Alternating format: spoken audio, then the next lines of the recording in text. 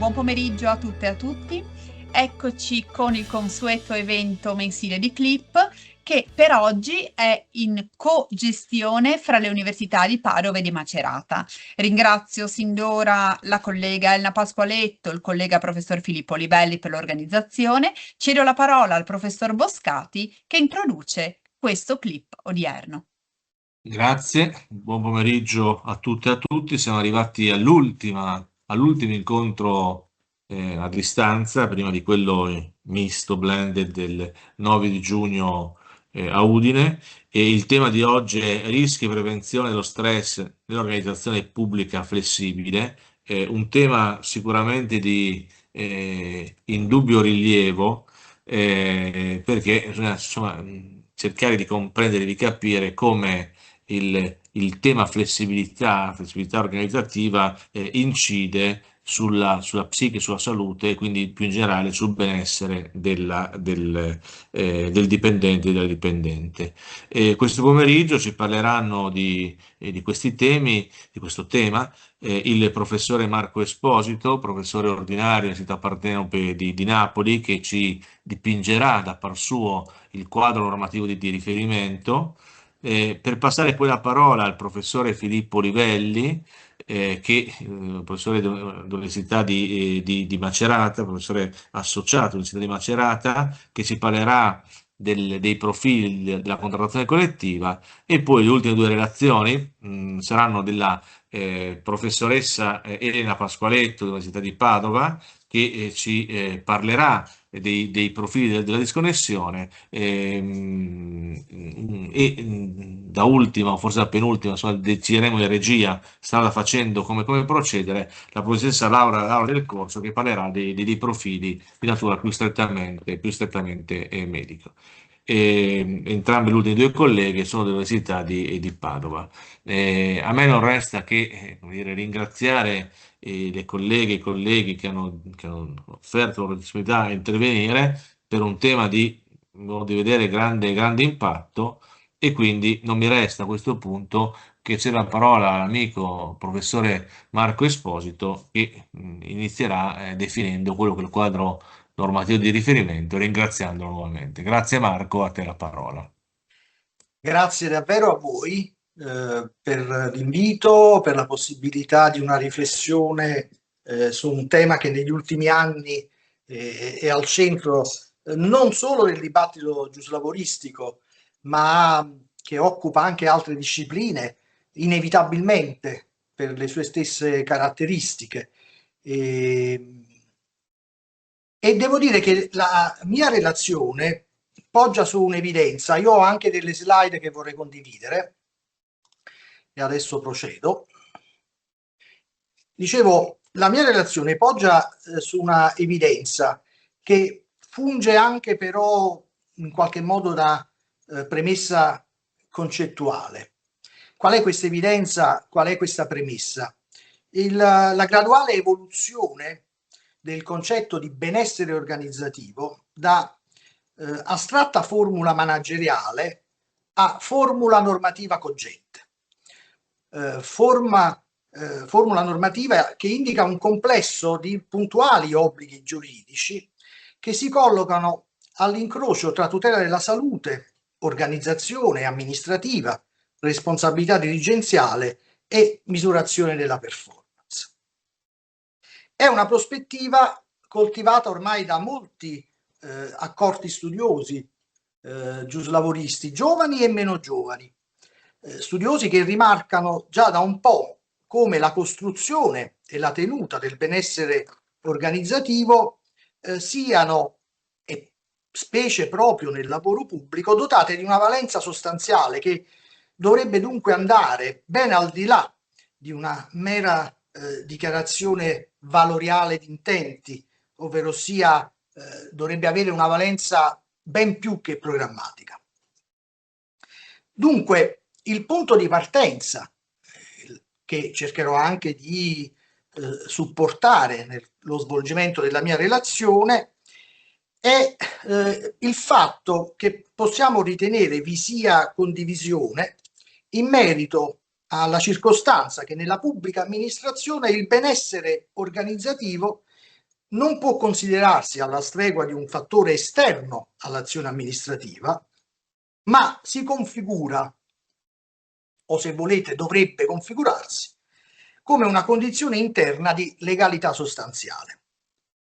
Per dirla più puntualmente, la prevenzione dei rischi psicosociali nell'ambito della pubblica amministrazione non esaurisce il proprio rilievo, e ciò sarebbe già tanto, nella sicurezza sul lavoro in senso stretto intesa.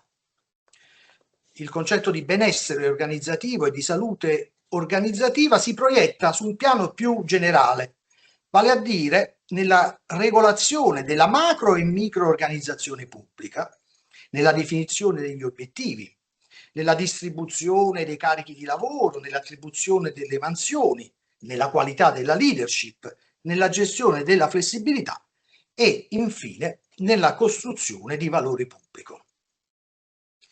Il nesso tra flessibilità dell'organizzazione pubblica, specialità del lavoro pubblico e prevenzione dei rischi psicosociali si può quindi riassumere, in qualche modo possiamo anticiparlo, in questa affermazione di contesto. La flessibilità è giuridicamente sostenibile nel pubblico impiego solo se coerente in prima battuta con il generale vincolo costituzionale di scopo dell'amministrazione e in seconda battuta con le normative specifiche, le disposizioni di legge speciali per il lavoro pubblico. E in particolare sul piano concreto e operativo la flessibilità risulta giuridicamente sostenibile se viene governata come essenziale misura organizzativa, idonea a prevenire appunto stress, isolamento, iperconnessione, conflitti, discriminazioni e disfunzioni gestionali. Vedo di spiegarmi meglio, partendo dalla nozione costituzionale multilivello di salute. E sappiamo tutti che la salute come concetto, come valore, non si identifica più con la mera assenza di malattia, ma comprende una dimensione fisica, mentale, sociale e relazionale. Tale impostazione del resto è seguita, accolta nel testo unico del 2008, nel decreto legislativo 81, e proprio secondo tale impostazione l'organizzazione del lavoro è al tempo una possibile fonte di rischio, ma anche la sede primaria della prevenzione. E nel lavoro pubblico, nell'organizzazione del lavoro pubblico, questa impostazione si colloca su un piano ancora più specifico a livello costituzionale. Se ci riflettiamo, è addirittura intravedibile un combinato disposto tra l'articolo 32 della Costituzione, che tutela la salute sì come diritto fondamentale, ma ancora potremmo dire per quel che ci interessa come interesse della collettività, e l'articolo 97 con la direttiva sul vincolo dell'organizzazione degli uffici a buon andamento e imparzialità, che ci rimanda dunque a un formante giuridico sulla base del quale, nell'ambito del lavoro pubblico, il potere organizzativo non è solo limitato dall'esterno, ma contraddistinto da quella che da tempo si definisce una funzionalizzazione sintetica discendente dal perseguimento di interessi generali e pubblici.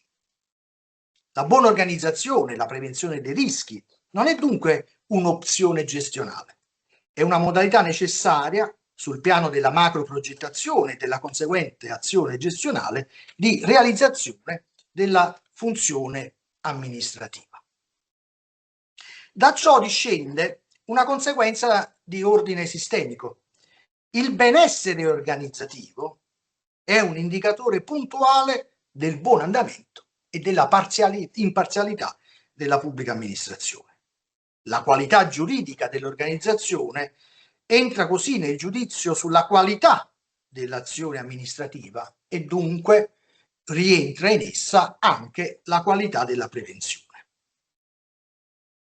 Questa premessa si rispecchia coerentemente con l'obbligo di protezione sintetizzato nell'articolo 2087 del Codice Civile, pacificamente riferibile al datore di lavoro pubblico. E sappiamo bene che la sua formulazione volutamente aperta richiama l'integrità fisica e la personalità morale del prestatore, secondo la particolarità del lavoro, l'esperienza, la tecnica, ciò che consente di attrarre nel perimetro dell'obbligo datoriale rischi non tipizzati dal legislatore, non interamente prevedibili ex ante dalla legislazione speciale, ma comunque comprensibili in questa formulazione ampia. Il 2087 è una norma di chiusura, norma di sistema, ma anche disposizione che implica un'integrazione dinamica dell'obbligo di protezione e di prevenzione. Fondamentalmente impone al datore di lavoro di aggiornare il proprio assetto organizzativo alla luce dell'evoluzione tecnico-scientifica, dell'esperienza applicativa e delle specificità concrete del contesto lavorativo. Ed è una funzione dinamica particolarmente rilevante per i rischi psicosociali in cui rientra lo stress da lavoro correlato. Essi non sono riconducibili, non in modo diretto e lineare, a una fonte materiale univoca. Derivano spesso dalla combinazione di vari elementi. Di conseguenza l'obbligo di sicurezza non può essere interpretato soltanto come dovere di eliminare pericoli di natura fisica, tecnica, ma è obbligo prima ancora di progettare e mantenere un'organizzazione del lavoro non lesiva della dignità, della salute mentale e della personalità appunto morale del prestatore di lavoro. Certo, l'articolo 2087 non fonda una responsabilità oggettiva. La responsabilità presuppone la violazione di un obbligo concretamente esigibile di protezione, parametrato alla prevedibilità del rischio, alla conoscibilità delle misure prevenzionistiche e alla possibilità organizzativa di attuarle. Proprio per questo, nella materia psicosociale, il centro dell'accertamento non è la mera esistenza di un disagio soggettivo, ma la verifica della ragionevolezza, adeguatezza e tempestività delle misure organizzative adottate per prevenire situazioni stressogene o nocive. Il decreto legislativo 81 del 2008, come posso dire, coagula questa evoluzione attraverso due riferimenti ben precisi. In primo luogo l'articolo 2, comma 1, lettera O, che accoglie una nozione ampia di salute, e in secondo luogo l'articolo 28, che impone una valutazione che riguardi tutti i rischi per la sicurezza e la salute dei lavoratori, compresi quelli collegati allo stress lavoro correlato, secondo quelli poi tra l'altro che sono i contenuti dell'accordo europeo dell'ottobre 2004, recepito in Italia da un accordo interconfederale, quello del 9 giugno 2008. La valutazione dello stress lavoro correlato costituisce così parte integrante della procedimentalizzazione della prevenzione, parte essenziale a partire dai contenuti del documento di valutazione dei rischi, e deve fondarsi su una metodologia capace di individuare, fissare fattori organizzativi oggettivi, carichi di lavoro, ritmi, orari, chiarezza dei ruoli, qualità della comunicazione, turnover, assenteismo, procedimenti disciplinari. La logica è di tipo collettivo, è una logica organizzativa. La valutazione non prende a riferimento, la valutazione prevenzionistica, non prende a riferimento il singolo lavoratore isolatamente considerato, ma gruppi omogenei esposti a condizioni analoghe di rischio. Da tanto deriva una conseguenza giuridicamente importante. È vero che lo stress lavoro correlato è la fattispecie che ha ricevuto maggiore formalizzazione normativa, ma esso non esaurisce il campo dei rischi sociali, psicosociali. Mobbing, straining, molestie, burnout, violenze, tecnostress si collocano in un'area più ampia di nocività organizzativa. Alcuni di tali fenomeni non sono nemmeno interamente sovrapponibili allo stress lavoro correlato, ma con esso condividono la matrice organizzativa, l'incidenza dell'organizzazione sulla salute psicofisica, quella sintesi che viene definita salute organizzativa. L'obbligo datoriale, quindi letto sistematicamente, non si arresta alla sola etichetta normativa dello stress, ma deve intercettare l'intero spettro dei fattori che ledono la cosiddetta appunto salute organizzativa. L'evoluzione anche dell'ordinamento internazionale rafforza questa ricostruzione. La Convenzione OIL numero 190 del 2019, ratificata dall'Italia nel 2021, inserisce violenze e molestie, nonché i rischi psicosociali ad esso correlati, nella gestione della salute e sicurezza sul lavoro. È un dato che supera la storica separazione tra prevenzione tecnica, tutela antidiscriminatoria e protezione della dignità personale. Nella prospettiva più aggiornata, violenza, molestia, stress e disfunzione organizzativa si affrontano nella stessa logica prevenzionale, quindi non solo illeciti da reprimere ex post, cui collegare tecniche risarcitorie, ma eventi da prevedere. E tutto ciò è particolarmente evidente nell'ambito del lavoro pubblico, perché l'articolo 2087, la disciplina del testo unico del 2008, nel lavoro pubblico si innestano su un tessuto normativo speciale di dettaglio, nel quale il benessere organizzativo è espressamente assunto come contenuto dell'azione amministrativa. Il punto di svolta è l'articolo 7, il comma 1 del decreto legislativo 165 del 2001, modificato in questi termini nel 2010. Le pubbliche amministrazioni non si limitano più a evitare discriminazioni, violenze, ma garantiscono un ambiente di lavoro improntato al benessere organizzativo e si impegnano a rilevare, contrastare e eliminare ogni forma di violenza morale o psichica al proprio interno. È una formulazione significativa, è una disposizione significativa sul versante ermeneutico. Garantiscono quindi il benessere organizzativo. Non è una clausola di stile o un obiettivo meramente programmatico. Esso può individuare, a mio parere, non solo mio, individua positivamente, un dovere organizzativo che impone alla pubblica amministrazione di strutturare l'ambiente di lavoro secondo condizioni minime di salubrità relazionale, correttezza gestionale, prevenzione dei conflitti patologici e tutela della dignità. Non è un bene eventuale, si dice, il benessere organizzativo, ma una dimensione della legalità dell'organizzazione pubblica.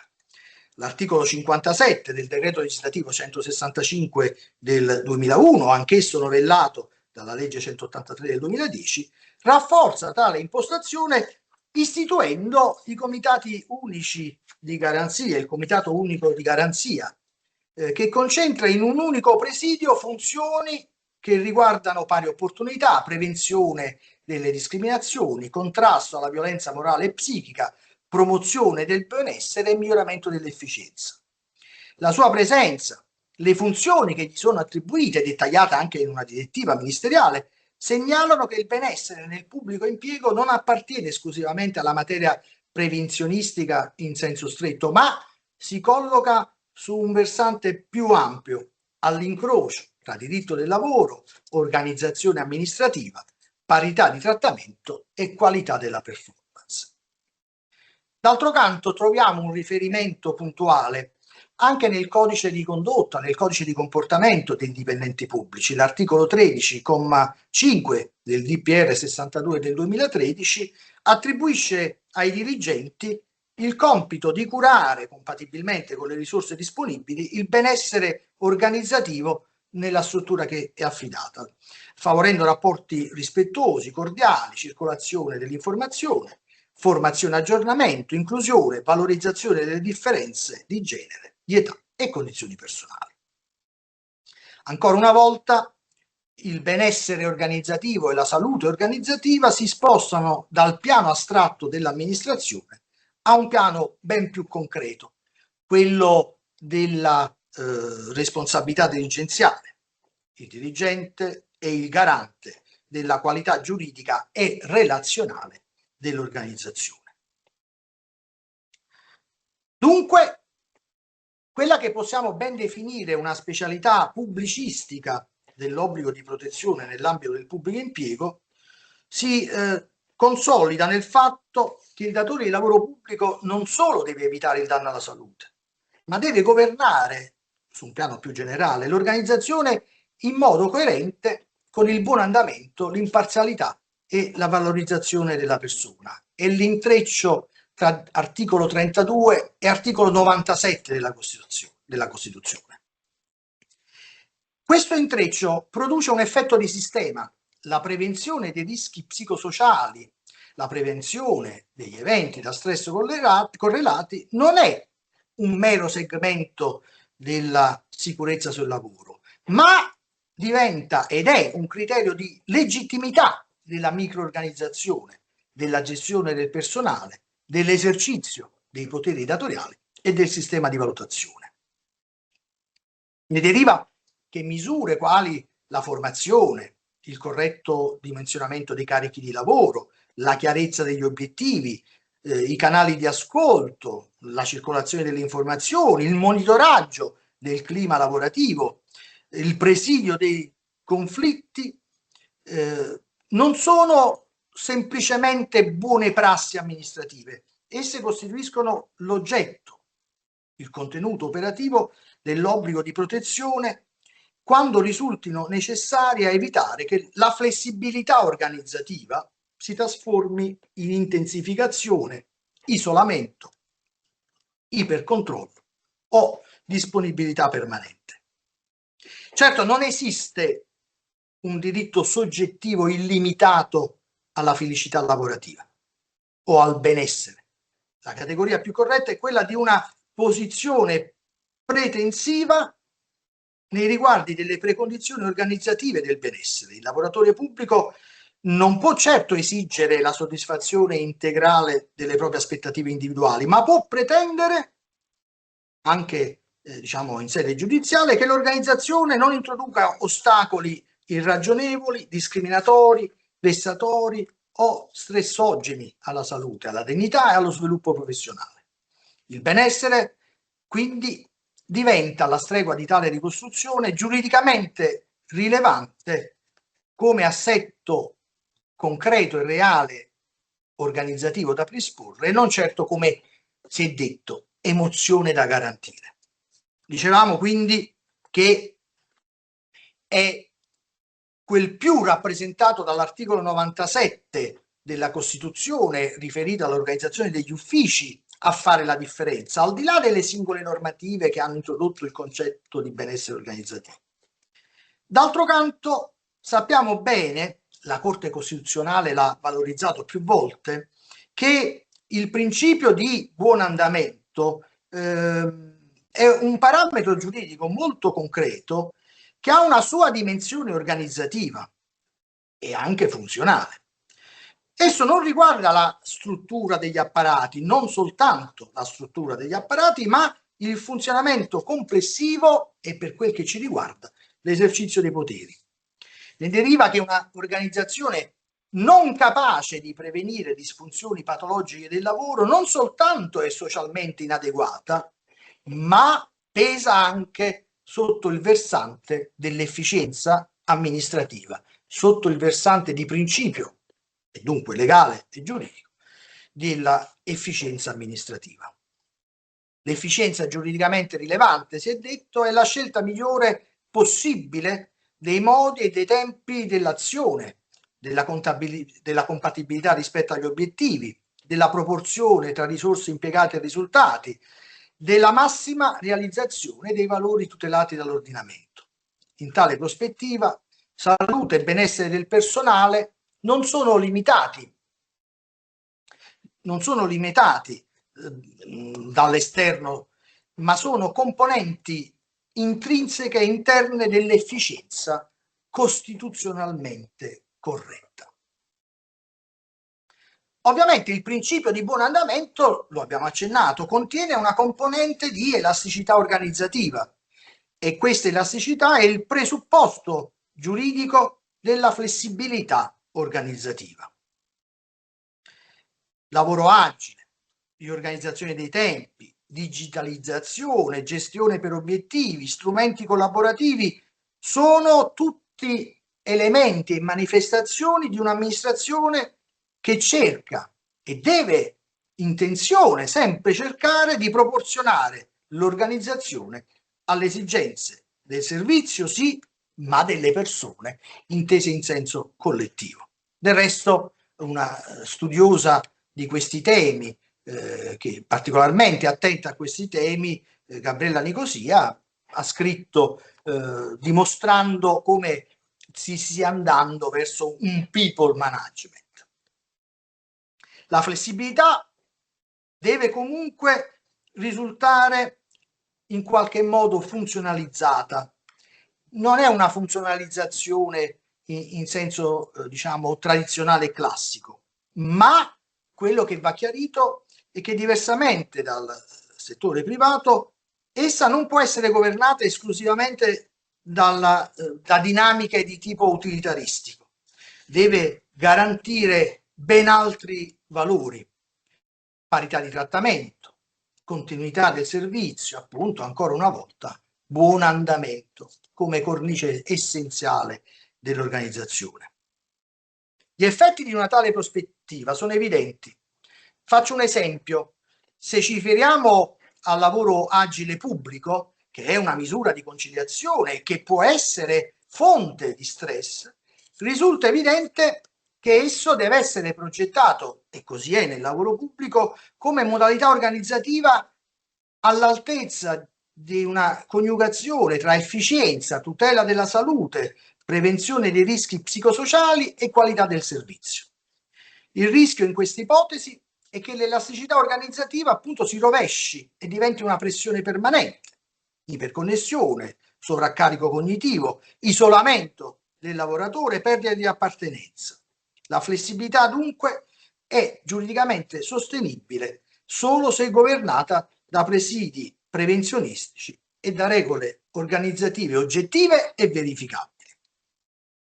Il lavoro agile, quindi, nel settore pubblico, per continuare nell'esempio, deve essere letto come istituto organizzativo funzionalizzato, non concessione discrezionale, né tantomeno diritto assoluto sganciato dalle esigenze del servizio. La sua legittimità poggia proprio sull'equilibrio tra interesse pubblico, buon andamento, parità di trattamento, esigenze personali e tutela della salute. Sappiamo bene che in determinate circostanze esso può assumere la funzione di misura di accomodamento organizzativo o di prevenzione del disagio. In altre può essere limitato per oggettive ragioni di servizio. In questo caso il diritto alla disconnessione è il presidio essenziale che in qualche modo sublima la flessibilità sostenibile. La disconnessione non è dunque un dettaglio organizzativo, ma una componente essenziale dell'obbligo di sicurezza. Essa impedisce che la flessibilità si rovesci in disponibilità permanente. Il suo rilievo, dunque, nel lavoro pubblico è ancora maggiore, perché l'amministrazione deve evitare che l'efficienza digitale sia ottenuta attraverso una reperibilità implicita, non regolata e potenzialmente appunto stressogena. Tornando ad una norma speciale, l'articolo 57 del decreto legislativo 165 del 2001, vediamo che sono, li abbiamo già richiamati, i ruoli e il ruolo importante del CUG, del Comitato Unico. Il legislatore quindi inserisce il concetto di benessere nell'ambito di un'azione che vede il coinvolgimento di più soggetti, e c'è una connessione forte tra diritto del lavoro e diritto amministrativo. L'eliminazione dei fattori stressogeni per questa via assume le vesti di una misura di protezione individuale, ma prima ancora di scelta ragionevole e razionale di tipo organizzativo. La performance pubblica non può essere valutata soltanto in indicatori, per così dire, organizzativi centrati. Deve esserci una valutazione della sostenibilità personale, umana dei risultati. Un'amministrazione che consegue obiettivi mediante sovraccarico sistematico, cattiva distribuzione delle mansioni, conflittualità tollerata, controllo eccessivo, cattiva gestione dei percorsi formativi, realizza una performance fragile e solo apparente. Il risultato è performante da un punto di vista giuridico solo quando è conseguito attraverso azioni organizzative coerenti con salute, dignità e buon andamento. Ecco che abbiamo quindi un importante punto di caduta operativo, che è l'integrazione degli strumenti, l'integrazione dei soggetti, no? Lo si accennava parlando del CUP. Sì, anche nel lavoro pubblico tutto può partire dal DVR, dal documento di valutazione dei rischi, che intercetta il profilo prevenzionistico, ma non basterebbe, per quanto abbiamo detto, non sarebbe coerente con quella logica costituzionale più ampia a cui abbiamo fatto cenno. Non a caso, nell'ambito del pubblico impiego c'è la formalizzazione di altri strumenti, altri documenti. Pensate al PIAO, al piano integrato di amministrazione e organizzazione, dove appunto vanno definiti formazione, lavoro agile, performance, valore pubblico, o allo SNIMAP, il sistema di misurazione e valutazione della performance, che traduce gli obiettivi in indicatori, gli organismi di valutazione. Tutti questi strumenti devono essere coordinati per evitare che la prevenzione dei rischi psicosociali e dello stress rimanga un adempimento singolo e meramente, diciamo, documentale. E la responsabilità dirigenziale rappresenta il punto di connessione tra tali strumenti. Il dirigente deve essere valutato non solo per il raggiungimento quantitativo degli obiettivi, ma per la qualità del governo organizzativo. In questa prospettiva, la cura del benessere organizzativo entra nella causa concreta dell'incarico dirigenziale, perché il buon andamento dell'ufficio da lui dipendente dipende esattamente dalla capacità di produrre risultati senza consumare patologicamente le risorse umane. La conseguenza sistematica è che benessere, efficienza e prevenzione non sono affatto considerabili ambiti paralleli, ma sono tre momenti, tre componenti della medesima funzione organizzativa.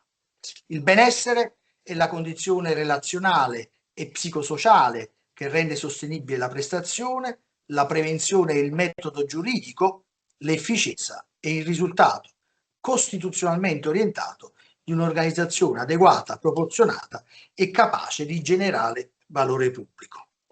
Il nesso tra flessibilità dell'organizzazione e specificità del lavoro pubblico e prevenzione dei rischi da stress lavoro correlati si colloca esattamente in questo punto. La flessibilità accresce il buon andamento solo quando è portata sul piano di una governance complessiva che possa prevenire gli effetti stressogeni anche delle nuove modalità di lavoro. Attenzione, lo abbiamo già accennato e adesso va chiarito ancora meglio. Lo stress lavoro correlato costituisce la figura normativa più disciplinata, più lampante nell'ambito della categoria dei rischi psicosociali. Ma non è, diciamo, l'unica, ovviamente. Non ogni stress è giuridicamente rilevante, peraltro.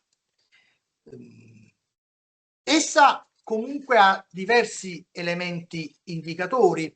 Non insisterei tanto su questa parte perché la collega che parlerà dopo ha un fuoco. Dico semplicemente che tra gli indicatori sintomatici dello stress lavoro correlato vi è un eccesso di assenteismo, un eccesso di rotazione del personale, conflitti interpersonali, lamentele, carichi, scarsa autonomia, cattiva pianificazione, tanti elementi che spesso noi intravediamo nelle organizzazioni pubbliche in cui lavoriamo. Lo stress è un fenomeno collettivo. Lo stress è un fenomeno collettivo, organizzativo, prima ancora che individuale. Dicevamo, lo stress lavoro correlato non esaurisce i rischi psicosociali. Mobbing, straining, molestie, violenze, burnout hanno acquisito progressivamente un'autonomia concettuale, pur potendo sicuramente intrecciarsi con situazioni stressogene.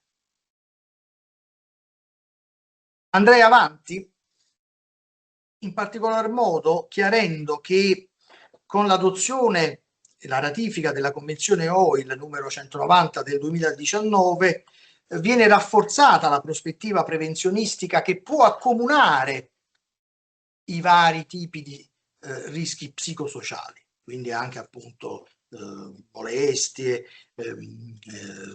mobbing, straining e stress del lavoro correlato. Il concetto è che essi vengono accomunati nella pianificazione prima e nella gestione poi appunto della salute e della sicurezza. La conclusione è netta: la prevenzione dei rischi psicosociali nel lavoro pubblico non è assolutamente la sola valutazione dello stress lavoro correlato, che resta una porta d'ingresso importante, dicevo, normativamente la più definita, ma che va integrata da una più ampia politica di considerazione della salute organizzativa, capace di intercettare simultaneamente costrittività organizzative, pratiche discriminatorie, abusi di potere, carenze informative, marginalizzazione, isolamento e cattiva gestione della flessibilità. Da questo punto di vista ritorniamo un attimo ad un aspetto con cui abbiamo aperto la seconda parte delle riflessioni, quando abbiamo parlato del DVR, della documentazione di valutazione dei rischi, che è sicuramente il luogo primario, formale, in cui la prevenzione dei rischi psicosociali, dello stress, deve comunque trovare una sua prima sistemazione. Una valutazione metodologicamente strutturata, dunque periodica, partecipata, vedremo, e collegata alle decisioni organizzative. La metodologia, dunque, per la valutazione dei rischi portata allo stress dal lavoro correlato prevede una articolata procedimentalizzazione, una fase preliminare fondata sull'accertamento di indicatori oggettivi, di elementi che possono appunto essere che trovano fonte nello stress da lavoro correlato, l'adozione di misure correttive organizzative in caso di criticità e, quando queste misure siano insufficienti, l'apertura ad una valutazione ancora più approfondita. Lo dicevamo, non basta il DVR nel pubblico impiego se non vi mettiamo vicino anche tutti gli altri strumenti di valutazione della performance e di programmazione, prima ancora, che abbiamo visto attraverso il PIAO. Anche il CUG, quindi. La prevenzione dei rischi psicosociali richiede, in effetti, un sapere interdisciplinare, una responsabilità diffusa, distribuita, non indifferenziata. Il datore di lavoro pubblico e la sua dirigenza restano i centri di imputazione dell'obbligo di organizzare condizioni di lavoro non nocive, ma attenzione, vi è anche uno spazio sindacale rilevante, uno spazio partecipativo, uno spazio già riconosciuto dalla contrattazione collettiva dei comparti e assegnato agli organismi paritetici per l'innovazione. Ad esempio, l'articolo 6 del contratto collettivo nazionale del comparto funzioni centrali, periodo 2016-2018, che appunto disciplina l'introduzione dell'organismo con una composizione paritetica tra rappresentanti dell'amministrazione e delle organizzazioni sindacali, che realizza una modalità relazionale finalizzata al coinvolgimento partecipativo delle organizzazioni sindacali. È la sede in cui si attivano stabilmente relazioni aperte e collaborative su progetti di organizzazione e innovazione, miglioramento dei servizi, promozione della legalità, qualità del lavoro, benessere organizzativo, anche con riferimento alle politiche formative e alle misure di prevenzione dello stress lavoro correlato e dei fenomeni del burnout. Ciò con un fine molto concreto: formulare proposte all'amministrazione o definire proposte alle parti negoziali della contrattazione a livello integrativo.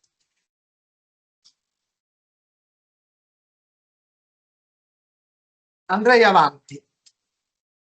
Il punto più delicato riguarda il bilanciamento tra il diritto-dovere del lavoratore pubblico di rendere una prestazione diligente ed efficiente e l'obbligo dell'amministrazione di garantire salute, sicurezza e benessere organizzativo.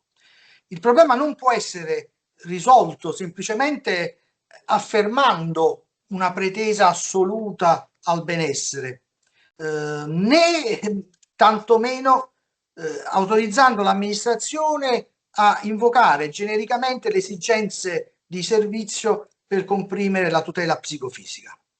Occorre distinguere tra fisiologia, tra fisiologica fatica del lavoro, fisiologica conflittualità organizzativa e autentica nocività dell'ambiente di lavoro. La giurisprudenza si sta interessando molto di questi fenomeni e segnala che non ogni disagio, divergenza, amarezza o difficoltà relazionale integra responsabilità datoriale. La responsabilità emerge quando l'amministrazione consenta, anche colposamente, il mantenimento di un ambiente stressogeno, disfunzionale o lesivo della personalità morale del lavoratore.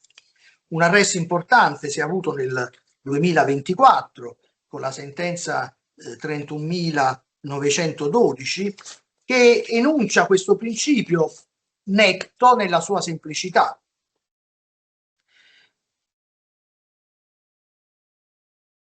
La Corte attribuisce valenza meramente sociologica alle nozioni di mobbing e di straining, sancendone la loro irrilevanza ai fini giuridici, in relazione alle quali ciò che conta alla fine è il configurarsi di una condotta datoriale che si riveli legittima anche soltanto a titolo di colpa, in quanto atta a consentire il mantenersi di un ambiente stressogeno, fonte di danno alla salute dei lavoratori, in contrasto con l'articolo 2087, inteso quale obbligo generale di prevedere ogni possibile conseguenza negativa nella mancanza di equilibrio tra organizzazione di lavoro e personale impiegato, derivandone la necessità di porre attenzione a tutti i comportamenti, anche in sé non illegittimi, ma tali da poter indurre disagio o stress, che si manifestano isolatamente o invece si connettono ad altri comportamenti inadempienti,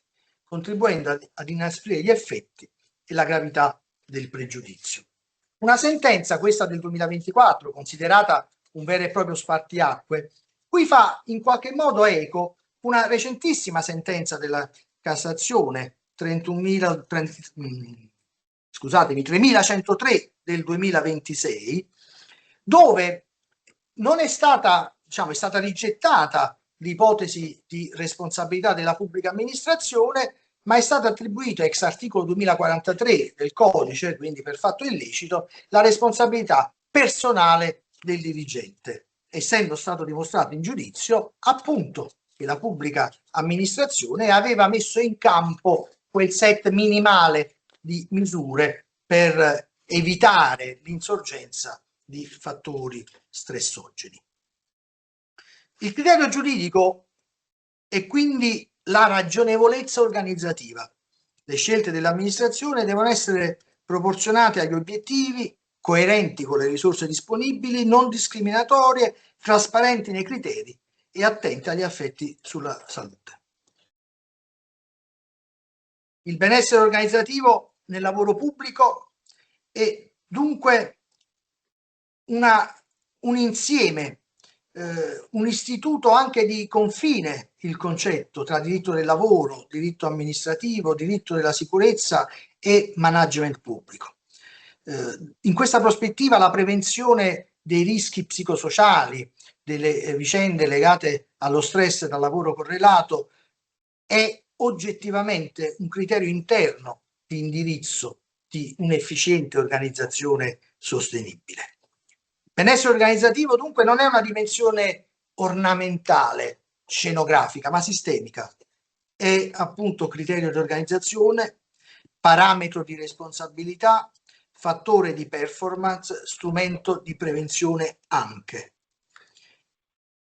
La flessibilità organizzativa che fa da sfondo a questi nostri seminari, a questi nostri incontri, quindi non è mera elasticità gestionale, può generare nuovi rischi e va appunto stemprata esattamente considerando nella pubblica amministrazione l'aggancio costituzionale alla parità, all'imparzialità e all'efficienza.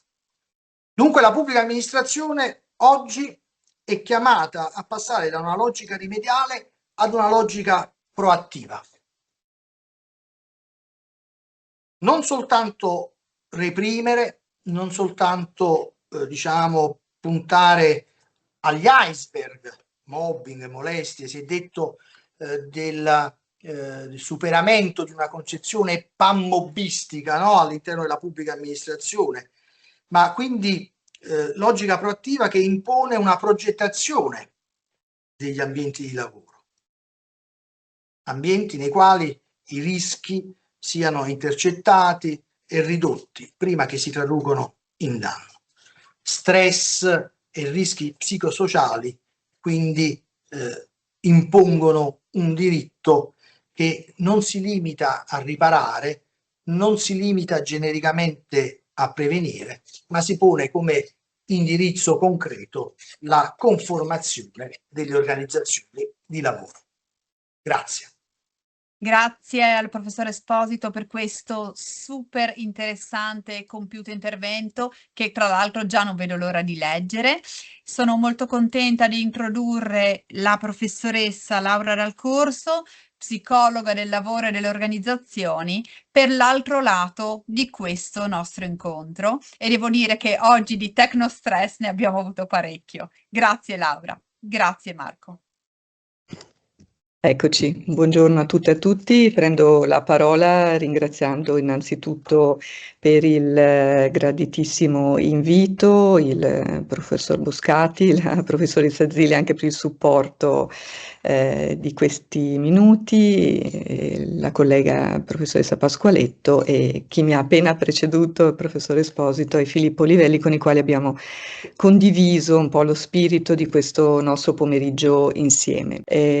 Procederò allora, come dire, cercando di individuare gli aspetti essenziali del mio intervento, che come dicevo in apertura parte da una condivisione, soprattutto anche dall'inquadramento che il professore Esposito ha appena concluso, con uno spirito, cioè quale può essere il contributo della psicologia del lavoro e delle organizzazioni in una prospettiva che ho pensato potesse essere utile di natura teorico-metodologica, di ricerca e di intervento. Il focus quindi si sposterà dopo un primo approfondimento appunto di natura teorico-metodologica ai rischi psicosociali emergenti nel lavoro pubblico, con un approfondimento più verticale. Abbiamo naturalmente dovuto, per ovvi motivi di tempo, selezionare alcuni dei fattori di rischio psicosociali emergenti e di necessità, trascurandone altri, non perché meno importanti, ma perché in questo pomeriggio il focus è prevalentemente legato alla flessibilità di tipo organizzativo, quindi trascurerò senz'altro l'altro aspetto importante della flessibilità legata alle diverse forme contrattuali. E chiuderò appunto questo intervento nei minuti che mi sono stati dedicati con un focus sulle strategie di prevenzione che nel nostro ambito, ma in linea generale coerentemente con la definizione di salute, distinguiamo in 3 livelli, quindi alcune forme di prevenzione primaria, altre di prevenzione secondaria e terziaria, che declinerò rispetto agli specifici rischi psicosociali che abbiamo deciso di approfondire. Allora, il primo passaggio che mi sentirei di fare è proprio legato alla prospettiva che nell'ambito della psicologia del lavoro e delle organizzazioni noi adottiamo. Per sintesi, sono naturalmente molti i modelli teorico-applicativi che si sono succeduti nel corso del tempo. Alcuni hanno avuto particolare successo per spiegare la dinamica dello stress e l'altra faccia della medaglia, quindi di come sia possibile prevenirlo, contrastarlo e promuovere il benessere a livello individuale e organizzativo. Uno in particolare che ci tengo a descrivere e quindi a condividere con voi è un modello che già intorno agli anni 2000, ma con gli ultimi aggiornamenti, con le concettualizzazioni più recenti che risalgono solo a qualche anno fa, quindi nel 2023, prende in luce un meccanismo che può esserci d'aiuto per spiegare l'insorgenza dello stress in generale e naturalmente gli effetti che i diversi rischi psicosociali poi possono comportare. Questo modello prende il nome di Job Demand Resources Model e proprio così come ci dice l'acronimo, assurge oggi a teoria, quindi da modello teorico che noi utilizzavamo per fare ricerca, proprio per individuare strategie di prevenzione efficaci, ha avuto un riconoscimento proprio come inquadramento, come prospettiva teorica. Perché ci tengo a sottolineare questo aspetto? Proprio per un passaggio che ho poc'anzi sentito appunto del professor Esposito, tale per cui è importante che poi le organizzazioni non si limitino diciamo, a mettere in campo delle azioni naturalmente in risposta del dettato normativo e quindi assolutamente in una prospettiva adempitiva, ma che possano anche andare oltre e quindi gettare le basi per una cultura della salute e della sicurezza, quindi la salute e la sicurezza come valori, oltre che naturalmente come rispondenza ad un quadro normativo in vista insomma della salute e della tutela della salute dei lavoratori e delle lavoratrici. Questo modello, così come dice il nome, presenta due dimensioni principali, quelle che chiamiamo domande, quindi richieste lavorative, cioè tutti quegli aspetti psicologici, fisici, organizzativi e o sociali del lavoro che richiedono uno sforzo fisico e o psicologico talmente sostenuto da essere associati a costi sia psicologici che fisiologici e l'altro aspetto, l'altra dimensione importante è quella delle risorse lavorative, quindi job resources, cioè quegli aspetti psicologici, ancora una volta fisici, organizzativi e o sociali del lavoro che sono funzionali invece al raggiungimento degli obiettivi e quindi alla riduzione della percezione delle richieste lavorative e ai relativi costi che abbiamo appena citato, quindi sia di natura psicologica che di natura fisiologica, nonché hanno l'importante ruolo di promuovere la crescita personale. Tali dimensioni nel modello hanno una importante funzione, cioè contribuiscono ad innescare due processi che sono opposti fra di loro. Le job resources, quindi le risorse lavorative, promuovono la motivazione in termini di, ad esempio, coinvolgimento lavorativo, identificazione con l'organizzazione, solo a titolo esemplificativo, mentre le job demand causano lo strain, quindi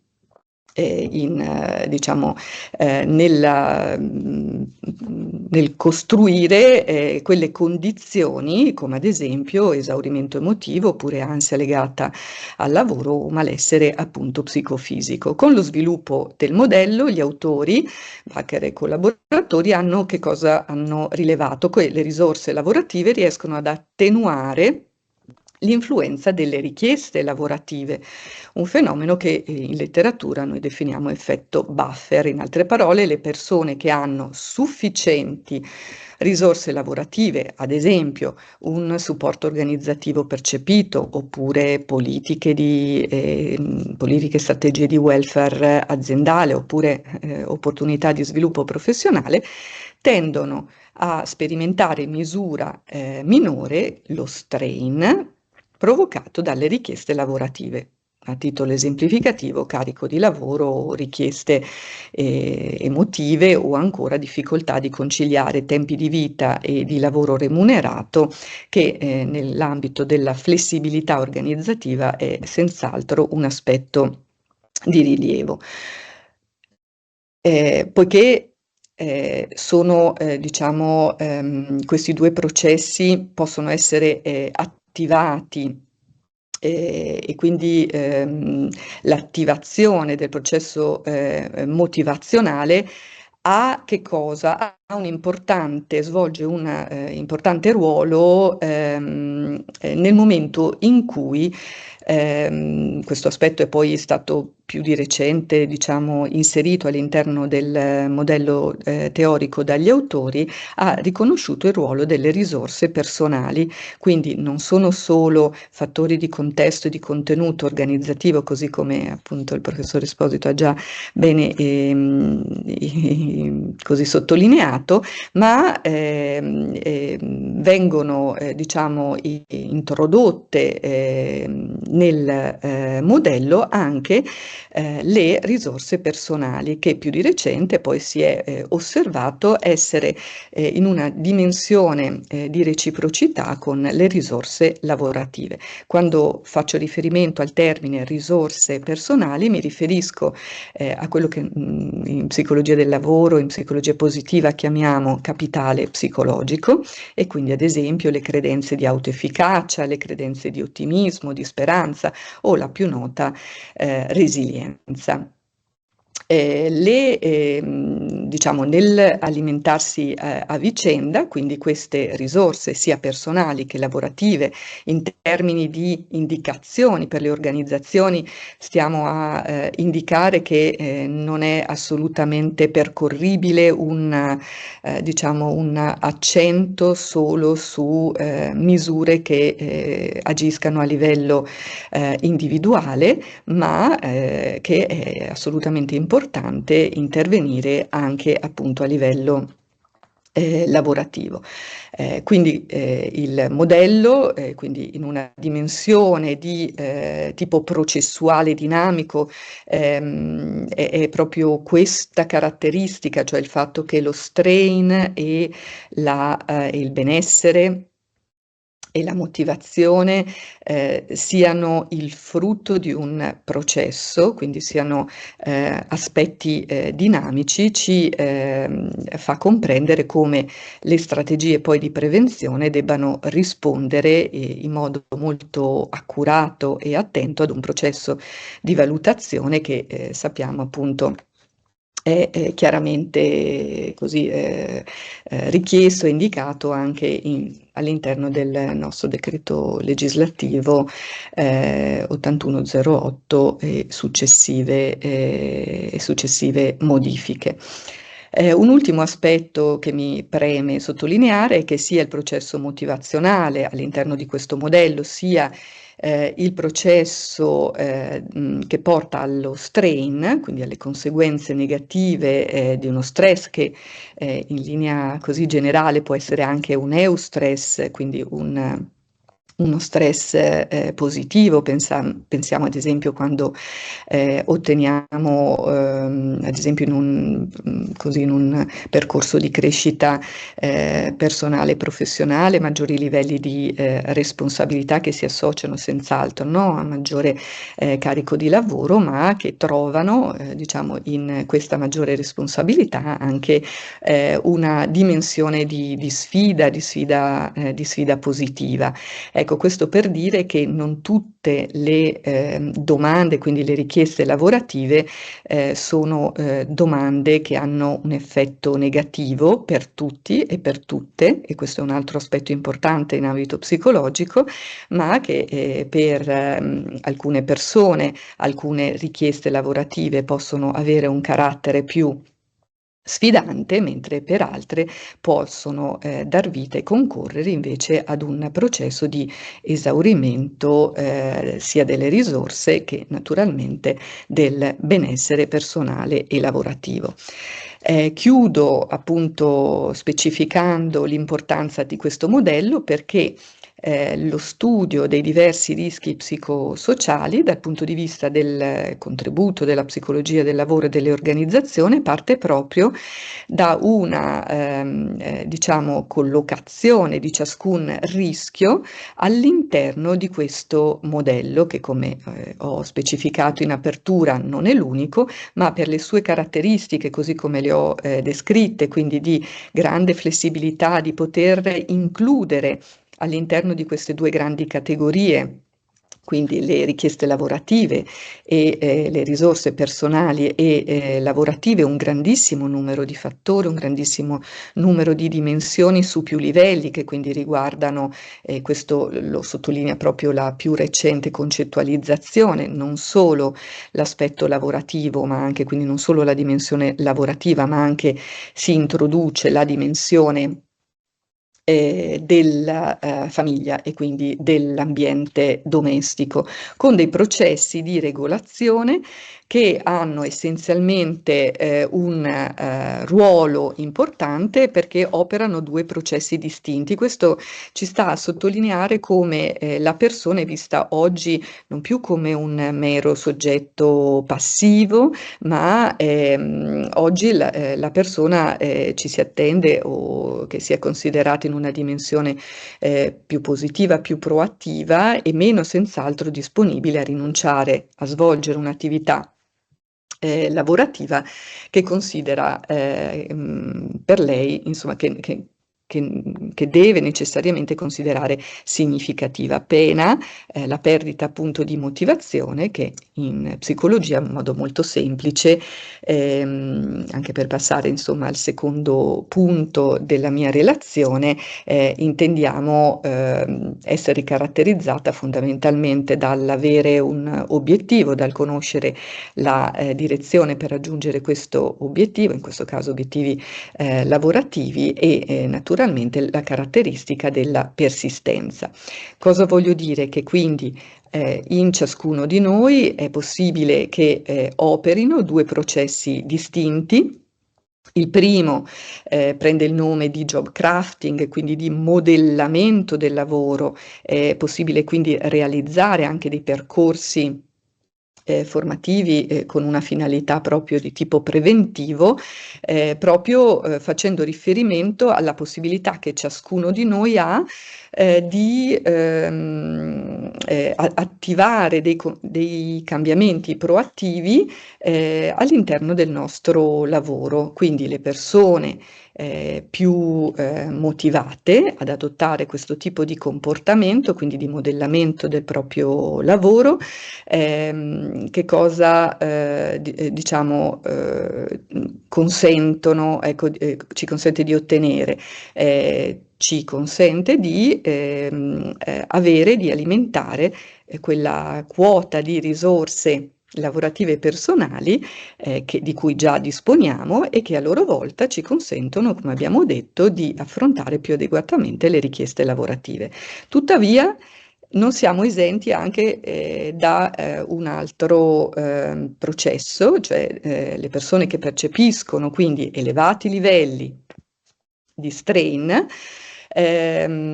sono proprio quelle persone che tendono a mettere in atto meno comportamenti di job crafting, quindi di modellamento, di adattamento del proprio lavoro, anche recuperando un po', se penso al lavoro pubblico, il significato che esso ha, e mettono invece in atto quelli che noi definiamo dei comportamenti controproducenti, quindi self-undermining, che ostacolano la performance riducendone la qualità e allo stesso tempo possono portare ad un aumento della percezione delle richieste lavorative. Ecco che a questo punto le richieste lavorative tendono in genere ad associarsi negativamente alle risorse lavorative, ma non per tutti, come vi dicevo, perché per alcuni saranno diciamo dei fattori ostacolanti, mentre per altri saranno dei fattori sfidanti. Io chiuderei qui, diciamo, la descrizione di questa teoria, appunto, che ha proprio per le sue caratteristiche dimostrato un grande valore nel orientare ricercatori, ricercatrici e practitioner proprio nella, non solo nella comprensione del processo che conduce allo strain e che quindi ostacola invece comportamenti motivanti e il raggiungimento della performance. Sono non direi numerosi, ma non sono neppure così rari gli studi condotti all'interno della pubblica amministrazione o comunque del servizio pubblico che hanno hanno dimostrato, diciamo, l'efficacia di questa lettura all'interno della quale, di questo framework appunto teorico-metodologico all'interno del quale la psicologia del lavoro e delle organizzazioni cerca di comprendere, di spiegare prima e di comprendere questo processo. Parlare quindi di processo significa poter prevenire, quindi conoscere quali sono i principali antecedenti, quindi le principali cause che determinano un fenomeno, ci consente di poter agire tempestivamente. Solo per fare degli esempi condotti all'interno di realtà pubbliche italiane, alcuni studiosi proprio in questi ultimi anni, naturalmente dopo è scontato che dal Covid in poi, quindi da quella forma diciamo emergenziale di lavoro da remoto, quindi di flessibilità, di modulazione dei tempi di diciamo non solo di alternanza ma anche di confini tra tempo e spazi di vita e di lavoro si sono assolutamente diciamo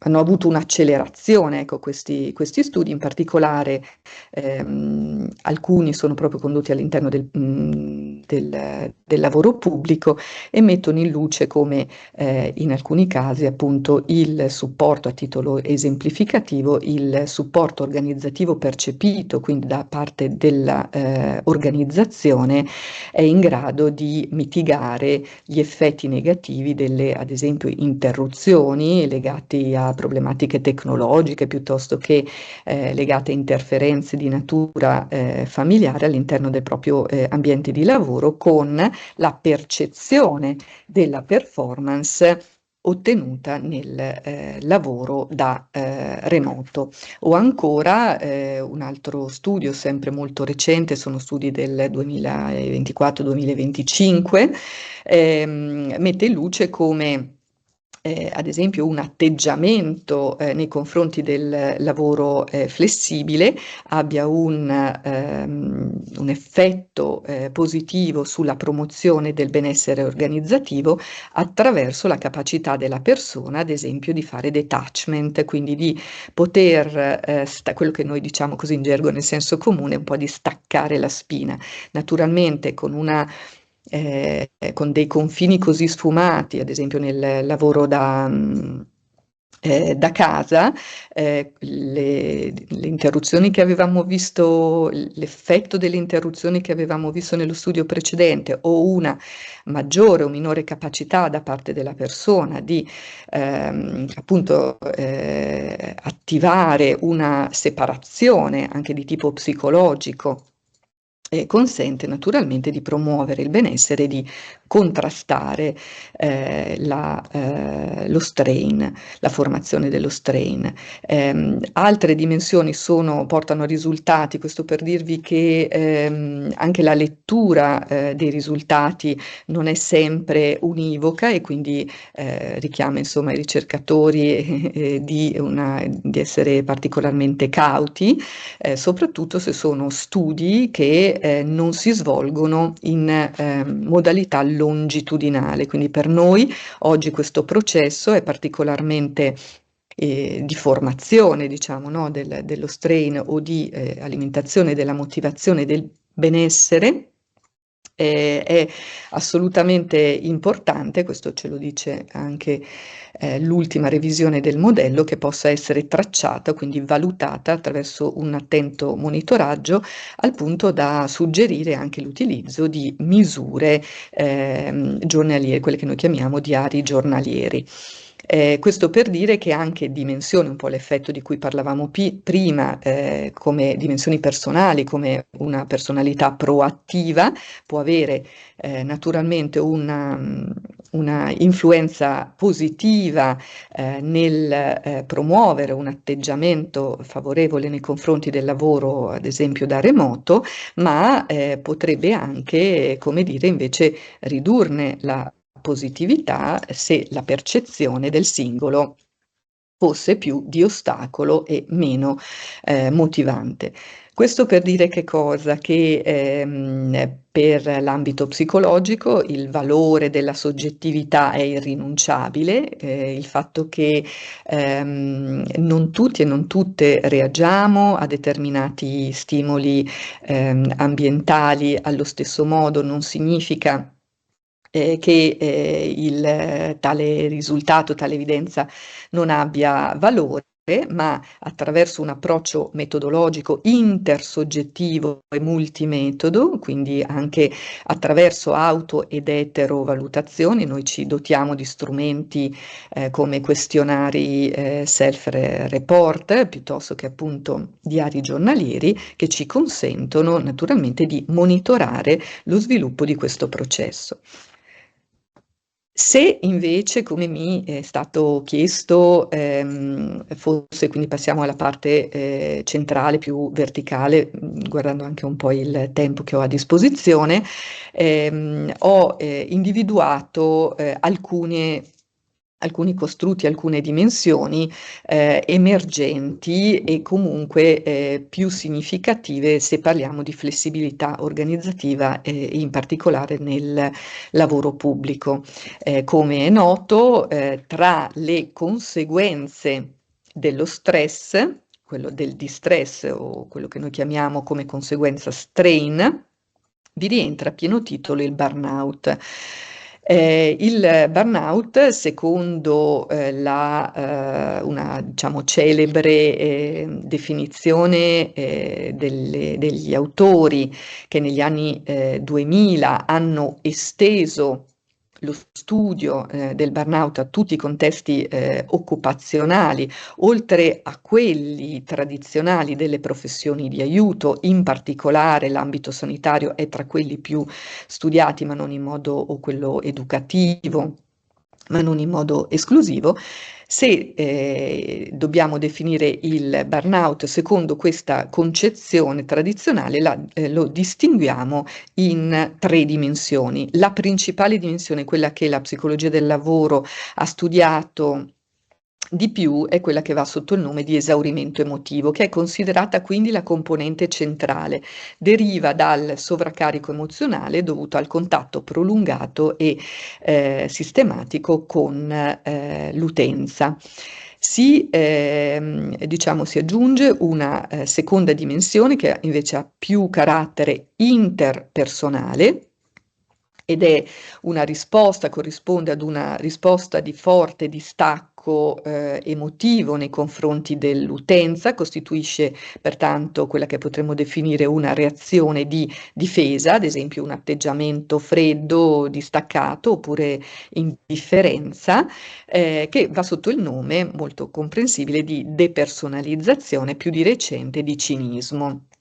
La terza dimensione che ci fa dire che siamo di fronte al burnout è la percezione di ridotta efficacia personale. Si riferisce quindi, è quella dimensione che si riferisce al non sentirsi competenti e in grado di raggiungere i risultati nel proprio lavoro.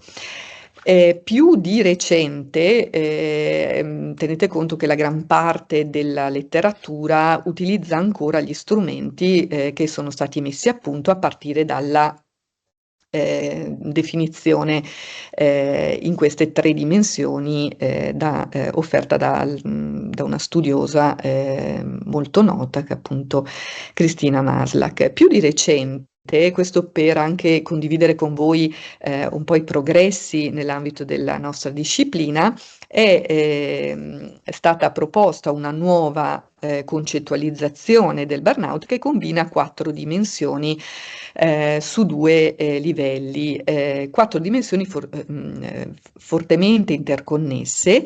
La prima richiama la dimensione energetica, quindi una riduzione delle energie che va sempre sotto il nome di esaurimento, ma poi vengono identificate anche altre 3 dimensioni che sono la distanza mentale, la perdita di controllo emotivo e la perdita di controllo cognitivo. Solo a titolo esemplificativo per farvi comprendere che cosa intendiamo con esaurimento, ad esempio ogni cosa che faccio al lavoro mi richiede un grande sforzo, oppure la mattina quando mi alzo mi mancano le energie per cominciare una nuova giornata di lavoro. Quindi la dimensione energetica è presente anche in questa nuova concettualizzazione.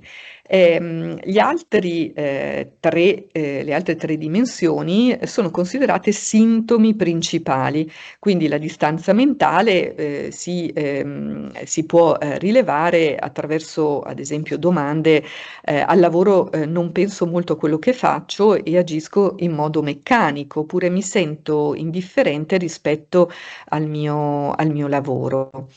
La perdita invece di controllo emotivo, al lavoro mi sento incapace di controllare le mie emozioni, oppure sul lavoro ho delle reazioni emotive che non mi appartengono. La perdita di controllo cognitivo chiaramente fa riferimento ai processi cognitivi principali, quindi al lavoro faccio fatica a mantenere l'attenzione, quando lavoro ho difficoltà a pensare con lucidità e così via.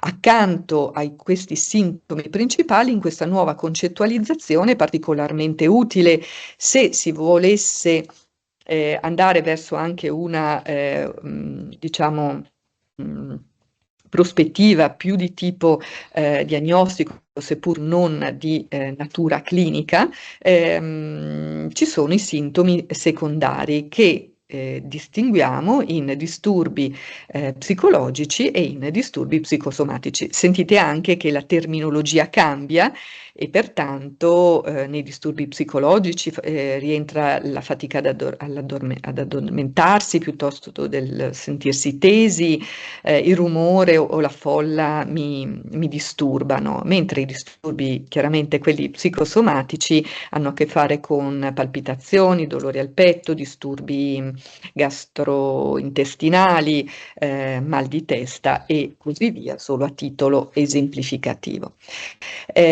Nell'ambito del periodo emergenziale post-pandemico e quella che oggi noi definiamo new normal, quindi al di fuori di una dimensione emergenziale, diciamo di recente, ma già da qualche anno, ha assunto una certa rilevanza una sindrome specifica che si riferisce al contesto familiare, va sotto il nome di burnout genitoriale, i cui principali sintomi sono ancora una volta una percezione di esaurimento emotivo, fisico legato al ruolo di genitore, una riduzione del coinvolgimento affettivo con i propri figli e le proprie figlie, una scarsa tolleranza verso il proprio ruolo di genitore, con accompagnate, così come abbiamo descritto, disturbi del sonno, aumento di comportamenti di dipendenza, conflitti sia di coppia che nei casi più gravi anche nei confronti della prole, con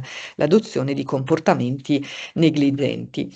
Solo per dire che nell'ambito della valutazione, ma anche poi della prevenzione dei rischi psicosociali, la variabile di genere è una delle variabili importanti di cui tenere conto, e quindi questa sovrapposizione, questa flessibilità, diciamo, che ha portato a una sovrapposizione fra ruoli e confini, sembra appunto manifestarsi con caratteristiche diverse per madri lavoratrici e padri lavoratori. In particolare, ad esempio, alcuni studi mettono in luce come nel lavoro da remoto le madri tendono ad assumersi maggiori responsabilità familiari, quindi spesso lavorando a scapito del proprio riposo, percepiscono maggiori pressioni sociali, conformandosi quindi a standard irrealistici di perfezione, e subiscono un maggior rischio di discriminazione e rallentamenti di carriera a causa del tempo dedicato alla famiglia. Per i pari lavoratori con affido esclusivo, ad esempio,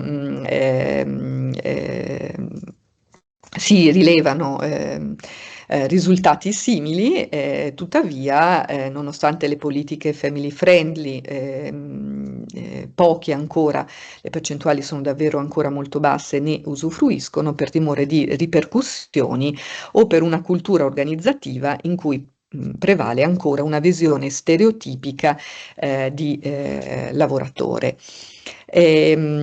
Chiudo questo, diciamo, approfondimento più verticale sul burnout facendo riferimento ad un fenomeno che va sotto il nome di work-family backlash, quindi a quel fenomeno che riflette atteggiamenti, emozioni, comportamenti negativi nei confronti delle politiche di conciliazione vita-lavoro da parte di chi percepisce una iniquità nel carico di lavoro o nei vantaggi che sono concessi ai genitori. Mi spiego, avviene attraverso, ma vado veloce, può avvenire attraverso 4 meccanismi diversi.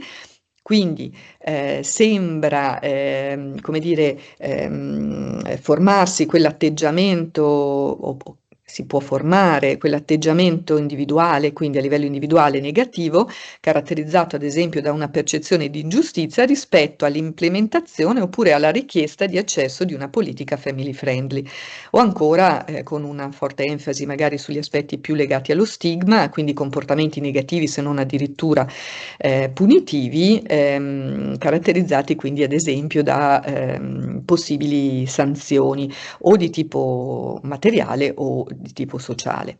C'è un meccanismo che va sotto il nome di spillover, quando le conseguenze negative non intenzionali si riversano nell'altro dominio. Ricordate, diciamo, le relazioni di cui abbiamo parlato fra i diversi domini all'interno anche del nostro modello Job Demand Resources. Addirittura esiste anche un meccanismo di natura, sembra esistere, insomma la letteratura lo evidenzia, di natura strategica, quindi sono delle vere e proprie azioni poste in campo a livello organizzativo volte a creare resistenza o, diciamo, o allontanamento da politiche e pratiche che sono appunto family friendly. Quindi, come dire, questi studi ci mettono appunto in luce come dal punto di vista anche organizzativo, così il mio ambito di studio è particolarmente così anche di ricerca, attento a chi gestisce il personale all'interno dei contesti organizzativi, è di non dare per scontato, così come abbiamo visto, che una misura che in via così autonoma appare positiva possa invece dar vita a percezioni anche di natura opposta. Naturalmente possiamo entrare in dimensione di interventi di prevenzione primaria, quindi eliminando o mitigando individuando i fattori di rischio prima che il burnout si manifesti, quindi con interventi sul contesto lavorativo, sull'ambiente organizzativo, con una riduzione delle domande delle richieste lavorative, con un monitoraggio delle fonti di disagio, così come anche la normativa ci suggerisce, ci indica. Una prevenzione secondaria, rilevando il rischio e attuando misure, interventi di formazione e di sviluppo volte a favorire la promozione delle risorse, come ad esempio anche a fornire strategie di coping, quindi di fronteggiamento di situazioni stressanti, riconoscimento di segnali deboli del burnout o attività di intervisione e supervisione. E la prevenzione terziaria, che viene invece lasciata ai professionisti della salute, con un trattamento del burnout volto a favorire il recupero. Sono trattamenti specifici che possono andare dal counseling al supporto psicologico fino alla psicoterapia in presenza, ma anche sempre più spesso di recente online. Vado velocemente ad un'altra forma, appunto, che anche la professoressa Zilli ha richiamato in apertura, appunto il tecnostress, per definirlo, seppur rapidamente, è quello stress, lo dice la parola stessa, sperimentato dagli utenti finali, quindi da ciascuno di noi, delle tecnologie. È esacerbato dalla costante evoluzione e dalla loro crescente integrazione nel lavoro quotidiano. Non spendo ulteriori parole se facciamo ulteriormente riferimento anche all'impatto oggi dell'intelligenza artificiale generativa, ed è un fenomeno che presenta sia rischi sia opportunità, così come il professore Esposito così in chiusura del suo intervento ha ben sottolineato. Sono 5 le grandi, le principali dimensioni attraverso le quali possiamo descrivere il tecnostress: sovraccarico tecnologico, quindi la tecnologia ci costringe a lavorare più velocemente, più a lungo, aumentando il carico di lavoro e la pressione temporale. L'invasione tecnologica, lo dice la parola stessa, invadono la vita privata, rendendo i confini tra lavoro remunerato e vita personale più sfumati o addirittura inesistenti, quindi il richiamo al diritto alla disconnessione è immediato. La complessità tecnologica, quindi la tecnologia può essere complicata e difficile da comprendere, richiedendo un notevole sforzo per imparare nuove abilità e acquisire nuove competenze. La quarta dimensione va sotto il nome di insicurezza tecnologica, cioè sottende la paura di una possibile perdita del posto di lavoro a causa dell'automazione o della mancanza di competenze tecnologiche. Questo aspetto è particolarmente evidente in alcuni contesti e soprattutto ancora di più con l'avvento, appunto, e lo sviluppo dell'intelligenza artificiale generativa. E una quinta dimensione di incertezza tecnologica legata a quel stress dato dal continuo cambiamento, che richiede un apprendimento costante e quindi che può generare della preoccupazione. Se ci spostiamo a quegli aspetti che possono, quindi a quei meccanismi organizzativi e manageriali, ecco, qui sottolineo l'importanza del ruolo del supervisor o della leadership, volti a ridurre attivamente il peso del tecnostress, richiamo semplicemente la facilitazione dell'alfabetizzazione digitale, un supporto tecnico e una facilitazione del coinvolgimento. Quindi prima dell'introduzione, ad esempio, di nuove tecnologie, coinvolgere i lavoratori e le lavoratrici attivamente nel processo di cambiamento, una facilitazione dell'alfabetizzazione digitale, fornendo una formazione chiara, una documentazione accessibile e un supporto tecnico, quindi garantendo un help desk competente, facilmente accessibile e in grado appunto di fornire un supporto che risolva in modo efficace i problemi legati all'implementazione della tecnologia. Vado però perché vedo che il tempo si sta esaurendo, quindi sono di molti, devo dire, gli studi che sia da parte della nostra equipe, ma in linea generale a livello italiano e anche internazionale, che stanno studiando questo costrutto nei diversi settori, quindi abbiamo, per chi poi fosse così interessato nella bibliografia poi che metterò a disposizione, abbiamo l'evidenza di quali sono proprio i principali outcome, quindi le principali conseguenze per settore, quindi rimandando anche alla importanza che c'è nel diciamo esplorare, approfondire, valutare questi fenomeni anche come diciamo, su più livelli, quindi a livello organizzativo, manageriale e a livello più operativo, ma anche attraverso i diversi settori. In questo caso, strategie di prevenzione primaria, progettare bene la tecnologia fin dall'inizio, assicurandosi che che abbia una buona usabilità, che sia dimensionata rispetto al carico di lavoro e naturalmente promuoverne una comunicazione efficace. A livello di prevenzione secondaria, un monitoraggio costante e un rafforzamento delle risorse attraverso quello che abbiamo appunto definito un supporto tecnico, un'alfabetizzazione digitale, un coinvolgimento attivo, prendono il nome proprio di Technostress Inhibitors, e una prevenzione terziaria quando sono presenti dei sintomi, abbiamo detto, sia di natura psicologica che di natura somatica o appunto fisica, mettere quindi in atto degli interventi che siano tempestivi, che vanno appunto dal counseling ancora una volta al supporto psicologico, alla psicoterapia. Chiudo con l'ultimo approfondimento per chiudere anche positivamente, richiamando quel ciclo motivazionale da cui siamo partiti, diciamo, la motivazione in particolare è studiata anche con riferimento al servizio pubblico, quindi diventa un costrutto a sé stante, indica la predisposizione della persona a rispondere a motivazioni che sono specifiche del settore pubblico, un desiderio anche di mettersi al servizio della società, quindi per uno scopo più grande. Ed è un fattore fondamentale. Qui gli studi sono, diciamo, portano a risultati non contraddittori, sono fondamentali, proprio un fattore fondamentale nella promozione del benessere lavorativo.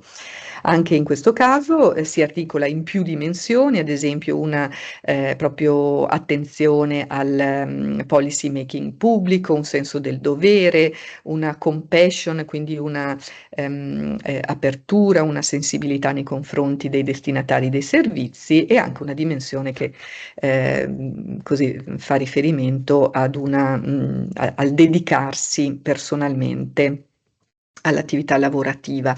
È una quindi particolare tipologia di motivazione che promuove coinvolgimento lavorativo. In psicologia il coinvolgimento del lavoro, il coinvolgimento lavorativo è per alcuni studi è proprio l'altra faccia del burnout, e quindi anche in questo caso 3 dimensioni, alcune concettualizzazioni le vedono proprio come un continuum, quindi vigore, dedizione e assorbimento.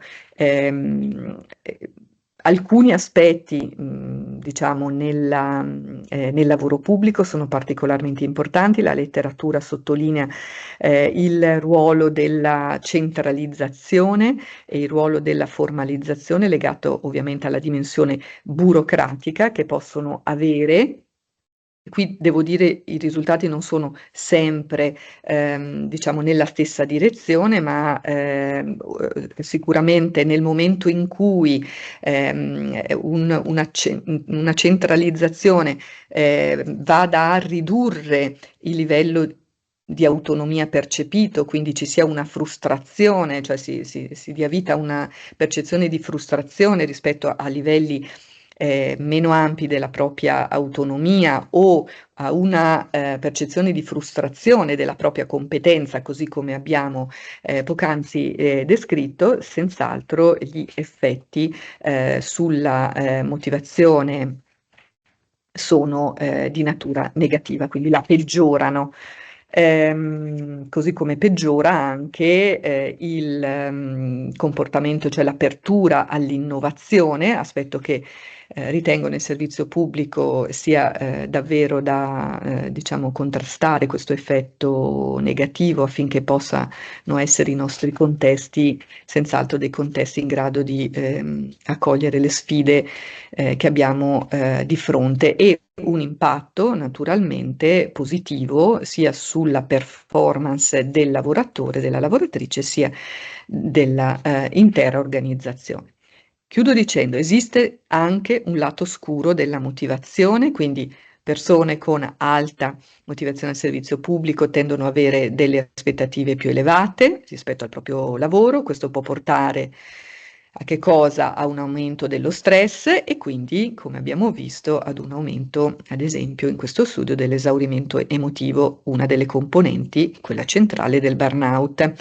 O ancora una burocrazia, la percezione di una burocrazia ostacolante e gravosa, che è appunto una specifica domanda del lavoro pubblico, quando le aspettative con dei dipendenti e delle dipendenti con alta motivazione al servizio pubblico si scontrano con processi inefficaci, si può generare, come dicevamo, frustrazione e desiderio anche di lasciare l'organizzazione, spesso nel servizio pubblico sotto forma di, diciamo, di mobilità più che di vero e proprio turnover. Infine, un aspetto delicato è legato alla dimensione etica.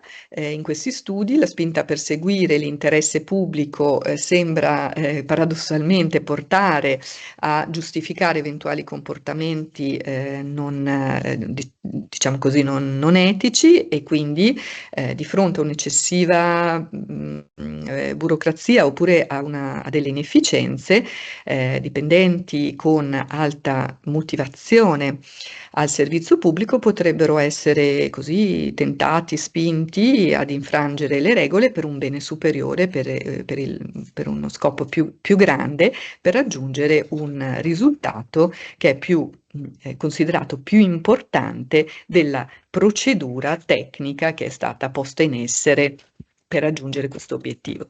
Chiudo quindi dicendo che gestire la motivazione nel settore pubblico richiede quindi un approccio di natura strategica che vada oltre una visione così ideale o insomma quindi oltre l'idealismo, bilanciando, così come abbiamo visto, sia rischi che opportunità. Grazie. Grazie moltissime alla collega Dal Corso che direi ha parlato molto di ognuno di noi per molti aspetti diversi. Volentieri passo la parola al collega Olivelli e direi che stiamo andando verso la conclusione di questo evento con gli interventi dei due nostri presentatori coordinatori di oggi. Grazie Filippo, a te la parola. Buonasera a tutti. Sì, io mi sono occupato di una piccola chiosa di questo tema che è lo spazio relativo alla contrattazione collettiva e all'autonomia collettiva nell'ambito del contrasto allo stress lavoro correlato, spazio che peraltro si inserisce nel più ampio contesto ovviamente del modello organizzativo. Per cercare che spazio possa avere la contrattazione, sono velocemente andato alla ricerca delle fonti che possano consentire la medesima di operare su questo tema e sono partito dall'articolo 9 dello Statuto dei lavoratori che comunque spiega i suoi effetti anche nell'ambito del pubblico impiego per il quale appunto i lavoratori mediante le loro rappresentanze hanno diritto di controllare l'applicazione delle norme per la prevenzione degli infortuni e delle malattie professionali e promuovere la ricerca, l'elaborazione e l'attuazione di tutte le misure idonee alla loro salute e integrità fisica. Quindi già dal 1970 si era compreso che le loro rappresentanze, in quel caso RSA e ben sappiamo ora anche RSU, consentivano e consentono una attività di stimolo ai lavoratori. D'altra parte, se pensate all'articolo 50 del decreto legislativo 81 del 2008, quello che tiene conto delle prerogative del rappresentante dei lavoratori per la sicurezza, l'RLS, già potete conoscere il fatto che questi può avere compiti di stimolo e di intervento propositivo su tutto il sistema della prevenzione dei rischi, e generalmente l'RLS viene appunto scelto tra i componenti, designato anzi tra i componenti della RSU. In ultimo, in ambito, come dire, di fonti esterne, cioè oltre al testo unico, non possiamo non menzionare l'articolo 11, la direttiva 391 89 CE, per la quale i datori di lavoro sono tenuti a consultare i rappresentanti e permettere, aggiungo io, eventualmente loro, la partecipazione dei lavoratori in tutte le questioni che riguardano la sicurezza e la protezione della salute del lavoratore.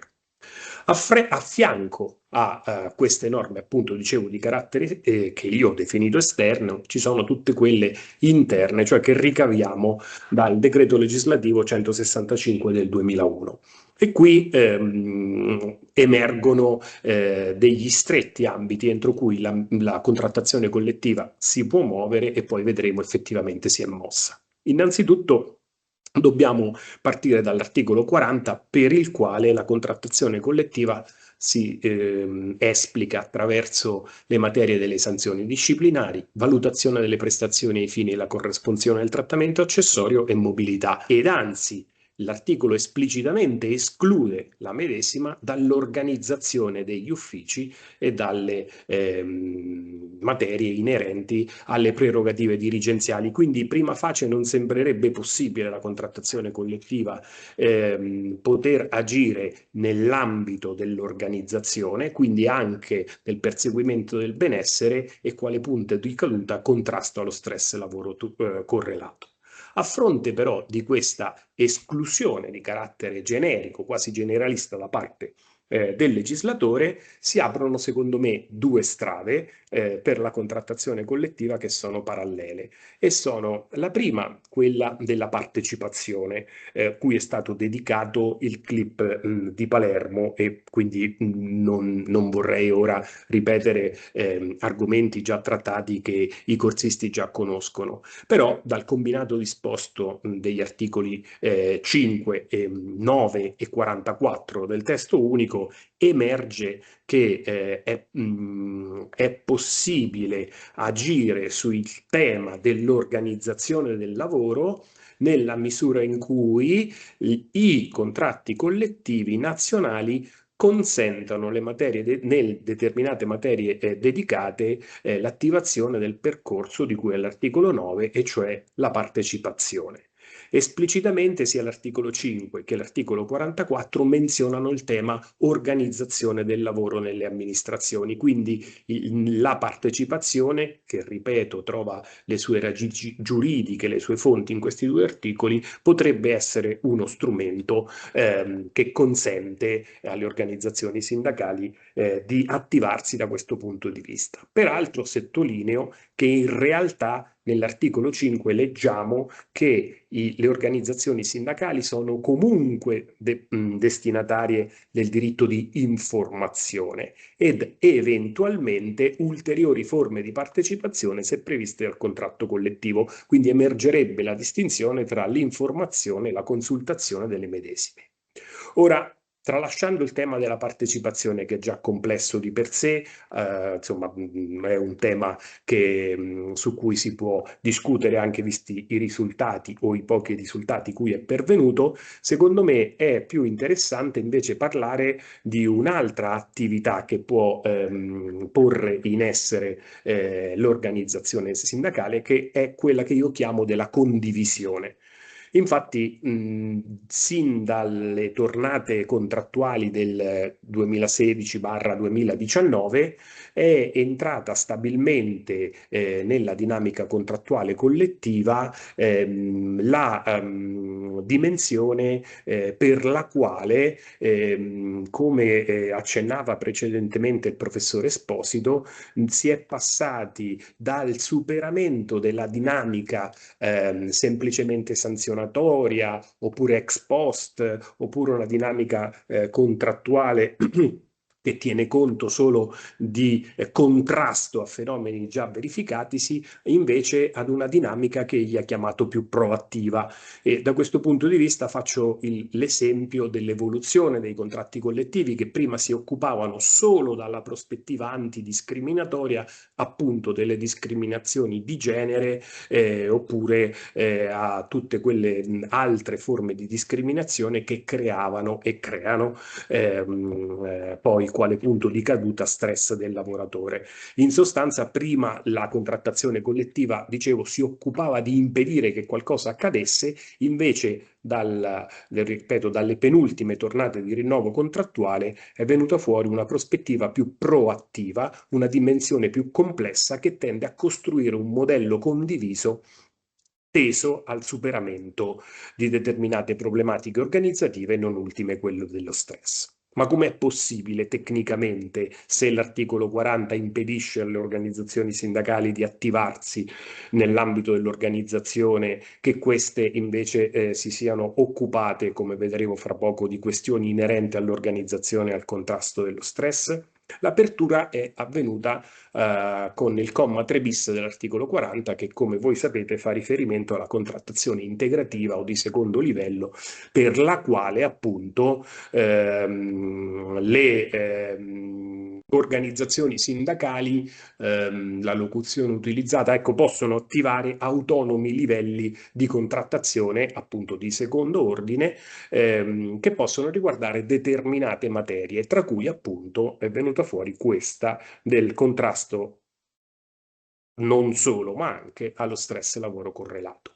Quello che però, se il professor Esposito mi autorizza, rispetto alle sue conclusioni, quello che però vorrei fare emergere è che comunque il comma 3 bis dell'articolo 40 consente una contrattazione integrativa, leggo testualmente quanto definito dall'articolo medesimo, al fine di assicurare adeguati livelli di efficienza e produttività dei servizi pubblici. Cioè, quello che voglio dire è che le assolutamente condivisibili conclusioni per le quali il datore di lavoro pubblico deve tendere, se posso semplificare visti i tempi, alla tutela della persona, in realtà, se facciamo riferimento anche allo strumento della contrattazione integrativa, a fianco a questa preminente finalità della contrattazione, è però necessario far presente che il benessere organizzativo, tenendo conto del comma 3 bis dell'articolo 40, serve anche, non dico solo, serve anche all'aumento della produttività della pubblica amministrazione, che forse può essere comunque una conclusione condivisibile nella misura in cui lo riconduciamo all'efficienza di quell'articolo 97. Come è tecnicamente avvenuta lo sviluppo di questa dinamica condivisiva, diversa da quella partecipativa e informativa? Attraverso, come giustamente il professore Esposito prima faceva presente, la costituzione degli OPI, gli organismi paritetici per l'innovazione. Questi li possiamo trovare esplicitamente così definiti all'articolo 6 del nuovo contratto collettivo delle funzioni centrali e delle funzioni locali, per le quali, leggo testualmente, questi organismi consentono il coinvolgimento partecipativo delle organizzazioni sindacali di categoria titolari della contrattazione collettiva integrativa. Questo coinvolgimento partecipativo deve riguardare tutto ciò che abbia una dimensione progettuale, complessa, sperimentale e di carattere organizzativo. Da questo punto di vista, sempre gli articoli 6 dei due contratti collettivi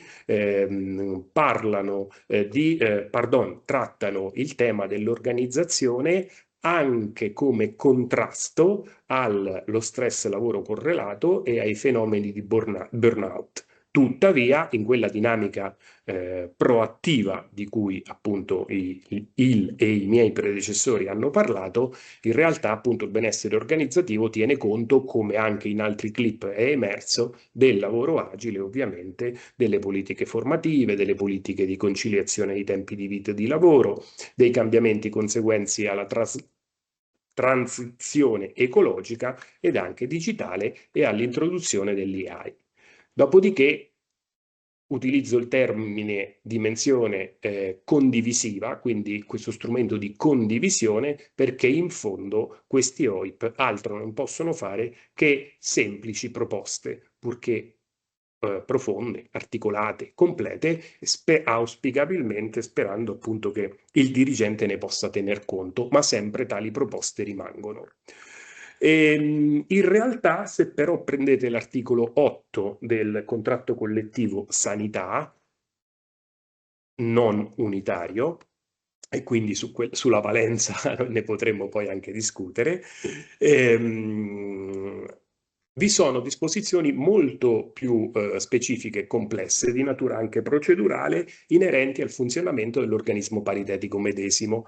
E da questo punto di vista, oltre alla prevenzione di fenomeni infortunistici, del burnout, dello stress lavoro correlato, l'articolo 8 e quindi l'attività dell'organismo paritetico per l'innovazione nel comparto sanità si deve occupare anche di proposte inerenti alla predisposizione di protocolli per la gestione delle assenze improvvise e l'attuazione di politiche di age management, tema a me caro perché ne ho parlato anche nel precedente clip. E ovviamente lo stress non è che tiene conto solo dei lavoratori anziani, perché ahimè può colpire chiunque, però evidentemente questi soggetti sono ancora più esposti ed infatti vengono menzionati proprio in quest'articolo medesimo.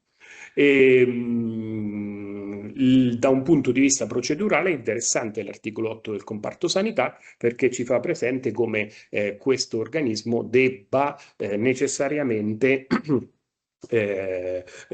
convocarsi 2 volte l'anno e anche in questo caso formulare proposte. Tuttavia, mi piace ricordare la estrema peculiarità di questo articolo, perché a fianco alle proposte l'OIP può promuovere analisi, indagini, studi e pareri non vincolanti appunto sui temi che gli sono stati assegnati. E questo secondo me potrebbe essere anche questa una strada che valorizzi ancora di più il tema della condivisione. Mi preme sottolineare, sto arrivando alla fine per rispettare i tempi, l'articolo 11 invece del CCNL, istruzione e ricerca, perché questo ultimissimo contratto ha non più fatto ricorso allo strumento dell'OIP, che allo stato sembra non attivo all'interno di questo comparto, perché si è preferito utilizzare, articolo 6, lo strumento del confronto partecipativo, quindi la contrattazione collettiva integrativa per combattere, articolo 11, comma 9, lettera B4, per combattere lo stress lavoro correlato ai fenomeni del burnout dovrà ricorrere allo strumento del confronto, articolo 6 del medesimo CCNL, che viene ad essere definito dal testo collettivo quale dialogo approfondito, che serve al fine di esprimere valutazioni esaustive, di partecipare costruttivamente alla definizione delle misure che l'amministrazione intende adottare. Non faccio riferimento all'articolo 57 del testo unico e dei comitati unici di garanzia, che prevedono un ente partecipato, no? Anche dalle organizzazioni sindacali, come ha già fatto cenno il professor Esposito. Però rispetto a quello che dicevo prima sulle conclusioni da poter integrare, se il relatore che mi ha preceduto è d'accordo.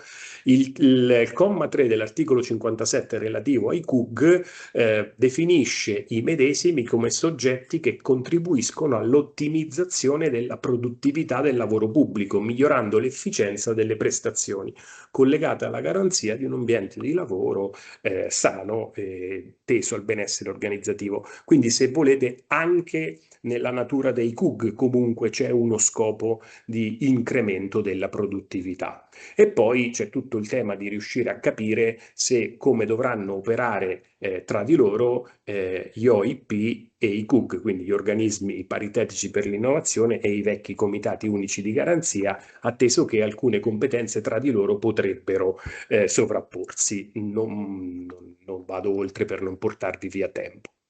Mi preme sottolineare solo due ulteriori aspetti su cui può essere chiamata la contrattazione collettiva prima di concludere il più velocemente possibile per rispettare i tempi. Il primo, è stato menzionato il PIAO. Il PIAO comunque prevede, perlomeno nell'elaborazione dei fabbisogni, l'informazione alle organizzazioni sindacali, quindi anche da questo punto di vista il coinvolgimento delle organizzazioni può esserci in una sede sovraordinata in cui il dirigente cerca di mettere a fattor comune tutti gli elementi che poi sfociano nel benessere organizzativo. Quindi anche in questo momento può esserci il coinvolgimento delle organizzazioni sindacali.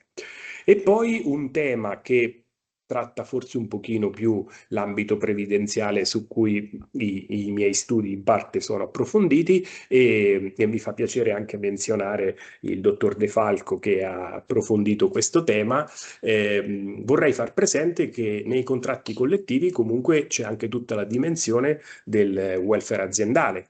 E da questo punto di vista, secondo me, si può tener conto del fatto che il perseguimento del benessere esterno all'organizzazione del lavoro, però aiuta il superamento o la prevenzione dello stress interno all'organizzazione del lavoro.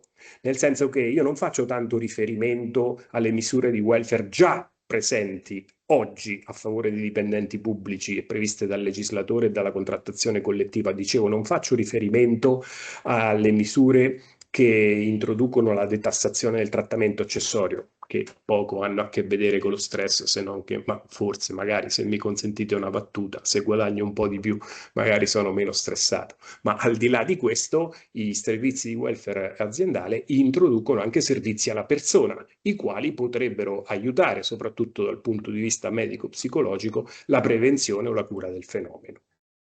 Quindi, in conclusione, emergono che sono tre le direttrici su cui la contrattazione collettiva può muoversi: l'informazione, la condivisione e la partecipazione. Informazione e partecipazione abbiamo visti all'inizio con la loro valenza forse giuridicamente più elevata ma meritoriamente meno approfondita. Questo nuovo strumento della condivisione potrebbe portare a risultati maggiori. Tuttavia, rilevo che è confermato dunque che questo tipo di attività svolta dall'organizzazione sindacale muta, quando viene svolta questo tipo di attività, la natura medesima dell'organizzazione sindacale, che abbandona il conflitto per arrivare invece a questa forma di condivisione, e forse su questo le organizzazioni sindacali sono chiamate ad un salto qualitativo per comprendere il passaggio dal semplice piano rivendicativo e conflittuale a un piano costruttivo più ampio. E mi fermo qua. Grazie al collega Olivelli, che ci ha fornito un quadro estremamente chiaro di soggetti che operano però, per la verità, ormai da tanto tempo che coesistono e ancora aspettiamo che sboccino secondo la migliore tradizione, per cui se sono rose fioriranno. Le conclusioni di oggi alla professoressa Pasqualetto, che ringrazio molto per l'organizzazione insieme al collega dell'evento odierno. Le cedo la parola con grande piacere. Grazie Anna, io in realtà volevo parlare di una cosa molto specifica, il tempo vedo che è veramente quasi esaurito, per cui diciamo vado abbastanza velocemente, però insomma in continuità ideale con quello di cui parlava adesso Filippo, parliamo ancora di contrattazione collettiva perché volevo appunto condividere con voi qualche perplessità che mi è sorta leggendo i contratti collettivi della penultima e dell'ultima tornata sul tema del lavoro agile e sulle modalità, diciamo, con le quali si cerca di combattere un fenomeno, un particolare tipo di stress sicuramente legato al lavoro agile, che è quello dell'iperconnessione. Iperconnessione intendere, secondo me, in due modi diversi, seppur strettamente collegati, uso intensivo e senza pause di dispositivi tecnologici e dall'altro lato esposizione a continue comunicazioni da remoto, in entrata e in uscita, con colleghi superiori o altri soggetti con i quali si lavora o per i quali si lavora. Sono, dicevo, due profili non proprio sovrapponibili, ma strettamente collegati e appunto li possiamo far rientrare in questo concetto di iperconnessione. Le tecnologie informatiche ci consentono di lavorare sempre da qualunque luogo e anche di essere direttamente o indirettamente, consapevolmente e inconsapevolmente controllati, e quindi spesso noi, insomma, i dipendenti pubblici in generale, si sentono costretti a lavorare oltre i limiti del proprio orario di lavoro, se ce l'hanno, o comunque a lavorare molto, a restare sempre troppo a lungo connesso senza mai staccare la spina. Questi sono problemi che noi tutti conosciamo e che sono deflagrati durante la pandemia, ma che ce li troviamo anche oggi. Problemi che riguardano non solo chi lavora in modalità agile, ma anche molte altre categorie di lavoratori, però la normativa interna se ne occupa praticamente soltanto con riferimento ai lavoratori agili, anche se per loro sicuramente il problema è più acuto. Nel sistema in realtà c'è qualcosa anche per i lavoratori che non sono lavoratori agili in senso stretto, ma per coloro che lavorano da remoto con strumenti tecnologicamente avanzati, e mi riferisco, ma non posso trattarne per motivi di spazio in questa sede, alle pubblicazioni dell'INAIL sulla metodologia per la valutazione e la gestione del rischio stress lavoro correlato. Abbiamo una pubblicazione monografica del 2025, proprio un modulo contestualizzato al lavoro da remoto, all'innovazione tecnologica, e fornisce appunto degli strumenti integrativi per la valutazione dei rischi psicosociali che emergono proprio dal lavoro da remoto e dall'uso della tecnologia, quindi non riguarda esclusivamente il lavoro agile. Però se ci riferiamo alle norme vere e proprie, l'unica cosa che mi sembra fino ad oggi il legislatore si sia riuscito ad inventare è proprio il diritto alla disconnessione, sappiamo benissimo, regolato, previsto dalla legge 81 del 2017 e poi da un decreto legge del 2021, che è stato declinato dalla contrattazione collettiva, ed ecco qui che mi ricollego ai temi di cui ha parlato il collega Olivelli, dalla contrattazione collettiva nel settore pubblico. A partire dalla tornata contrattuale 2019-2021 c'è qualcosa però anche nei contratti collettivi dell'ultima tornata. Però le modalità con cui la contrattazione collettiva pubblica cerca di gestire, di disciplinare questo diritto alla disconnessione sono tali che appunto secondo me sollevano qualche interrogativo, qualche perplessità, appunto vorrei rendervene partecipe. Intanto la contrattazione collettiva considera l'iperconnessione come un problema praticamente legato solo ai tempi di lavoro, e questo lo si deduce dal fatto che il diritto alla disconnessione non è esteso a tutti coloro che lavorano a distanza, e ad esempio non è esteso a chi non lavora in modalità agile, ma ad esempio attraverso il lavoro da remoto. E questo è un problema che però per motivi di tempo accantono. Ecco, l'altra cosa che invece vorrei dire è che nel disciplinare sempre il diritto alla disconnessione, questa volta appunto per i lavoratori agili, i contratti collettivi lo fanno con una soluzione che probabilmente, ma su questo poi non sono in realtà sicurissima, finisce per impedire loro la connessione, non solo intesa come modalità per restare collegati all'esterno della propria postazione con altre persone attraverso la tecnologia, ma addirittura come uso stesso delle tecnologie informatiche digitali. E questo potrebbe addirittura significare che al lavoratore, nelle fasce orarie nelle quali è garantita o imposta la disconnessione, viene praticamente impedito di lavorare. Mi spiego meglio. Allora, come ho detto, la contrattazione collettiva si è cimentata, no, in questo tentativo di regolamentare il diritto alla disconnessione, e l'ha fatto attraverso la disciplina delle fasce orarie. La prestazione lavorativa, dicono i contratti collettivi, può essere articolata in 2 fasce temporali: la fascia di contattabilità, nella quale il lavoratore è contattabile sia telefonicamente che tramite posta elettronica o con altre modalità similari. E questa fascia deve essere indicata poi nell'accordo, nel patto individuale di lavoro agile, e non può essere superiore all'orario medio giornaliero di lavoro. Poi c'è la fascia di inoperabilità, nella quale si dice il lavoratore non può erogare alcuna prestazione. Comprende il periodo di 11 ore di riposo consecutivo di cui al decreto legislativo 66 del 2003 e include necessariamente il periodo di lavoro notturno, quindi tra le 22 e le 6. E quindi per esempio, no, un patto di lavoro agile potrebbe prevedere che questa fascia inizi alle 20, finisca alle 7 della mattina dopo, oppure inizi alle 22 e finisca alle 9 della mattina dopo. Fatta questa premessa, i contratti collettivi aggiungono che il lavoratore ha diritto alla disconnessione e che a tal fine, fermo restando il divieto di lavorare nella fascia di inoperabilità, fatte salve le attività funzionali agli obiettivi assegnati, negli orari diversi da quelli che sono ricompresi nella fascia di contattabilità, non sono richiesti i contatti con i colleghi e con il dirigente per lo svolgimento della prestazione lavorativa, la lettura delle email, la risposta alle telefonate e messaggi, l'accesso e la connessione al sistema informativo dell'amministrazione. Che cosa significa questo? Una serie di cose. 1. Il diritto alla disconnessione si esercita in tutto il periodo che cede la fascia di contattabilità. La fascia di contattabilità a sua volta può consistere in 7 ore e 12 minuti se l'orario giornaliero è articolato su 5 giorni, in 6 ore se l'orario giornaliero è articolato su 6 giorni, e quindi il diritto alla disconnessione opera per un periodo abbastanza corposo che è di 17-18 ore al giorno, e questo mi sembra una cosa positiva. Però, dicevo, la contrattazione cosa ha fatto? Ha scelto di declinare il diritto alla disconnessione essenzialmente sotto il profilo dei tempi attraverso dei quali si esercita questo diritto. E la soluzione è una soluzione, abbiamo visto, abbastanza semplice, forse anche un po' semplicistica, mentre non è abbastanza chiara sui modi con cui la disconnessione può realizzarsi, sia dal punto di vista organizzativo che dal punto di vista tecnico.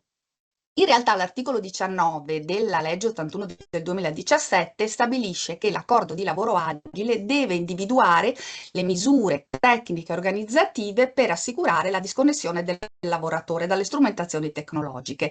Nella contrattazione collettiva però praticamente si fa riferimento solo a un tipo di misura, quella che abbiamo appena visto, la regola per cui in certe fasce temporali non è richiesto, e sottolineo questa espressione, al lavoratore lo svolgimento di tutta una serie di attività. Questa è la misura che viene indicata, diciamo così, alle parti alla contrattazione collettiva, ma la domanda è: che cosa effettivamente significa questo non è richiesto? Qual è il vincolo che è imposto alle parti individuali? Non si capisce se con questa espressione si intende che sono veramente vietate a entrambe le parti, quindi anche al lavoratore, direi soprattutto al lavoratore, le attività che sono elencate dalla norma. Ci sono 2 possibilità. Da un lato, quindi dare un'interpretazione, direi, radicale di questa espressione, non sono richiesti, quindi intenderla come un vero e proprio divieto. Questo sembrerebbe però escluso dal fatto che nello stesso contesto, quando si parla della fascia di inoperibilità, lì sì si dice in maniera molto chiara il lavoratore non può erogare nessuna prestazione, quindi 2 espressioni diverse e 2 significati diversi.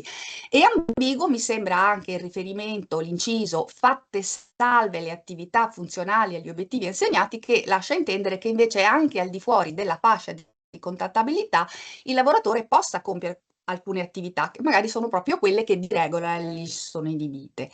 Dall'altro lato però, se non si trattasse di un vero e proprio divieto, la disconnessione a cosa si ridurrebbe? A nulla, a un suggerimento al lavoratore di non fare tutta una serie di cose. Abbiamo visto contatti con i colleghi o con i dirigenti, lettura delle mail, risposte alle telefonate, accesso al sistema informativo, e questo significherebbe, secondo me, svuotare completamente, no, quest'unica misura organizzativa che il contratto collettivo prevede.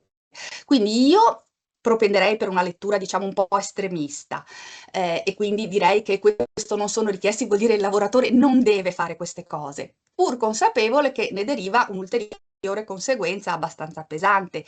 Perché? Perché la contrattazione collettiva, come ho appena detto, ci dice durante il periodo di disconnessione non solo non sono richiesti i contatti con i colleghi, con il dirigente, la lettura delle mail, la risposta alle telefonate, ma dice anche non sono richiesti l'accesso e la connessione al sistema informativo dell'amministrazione.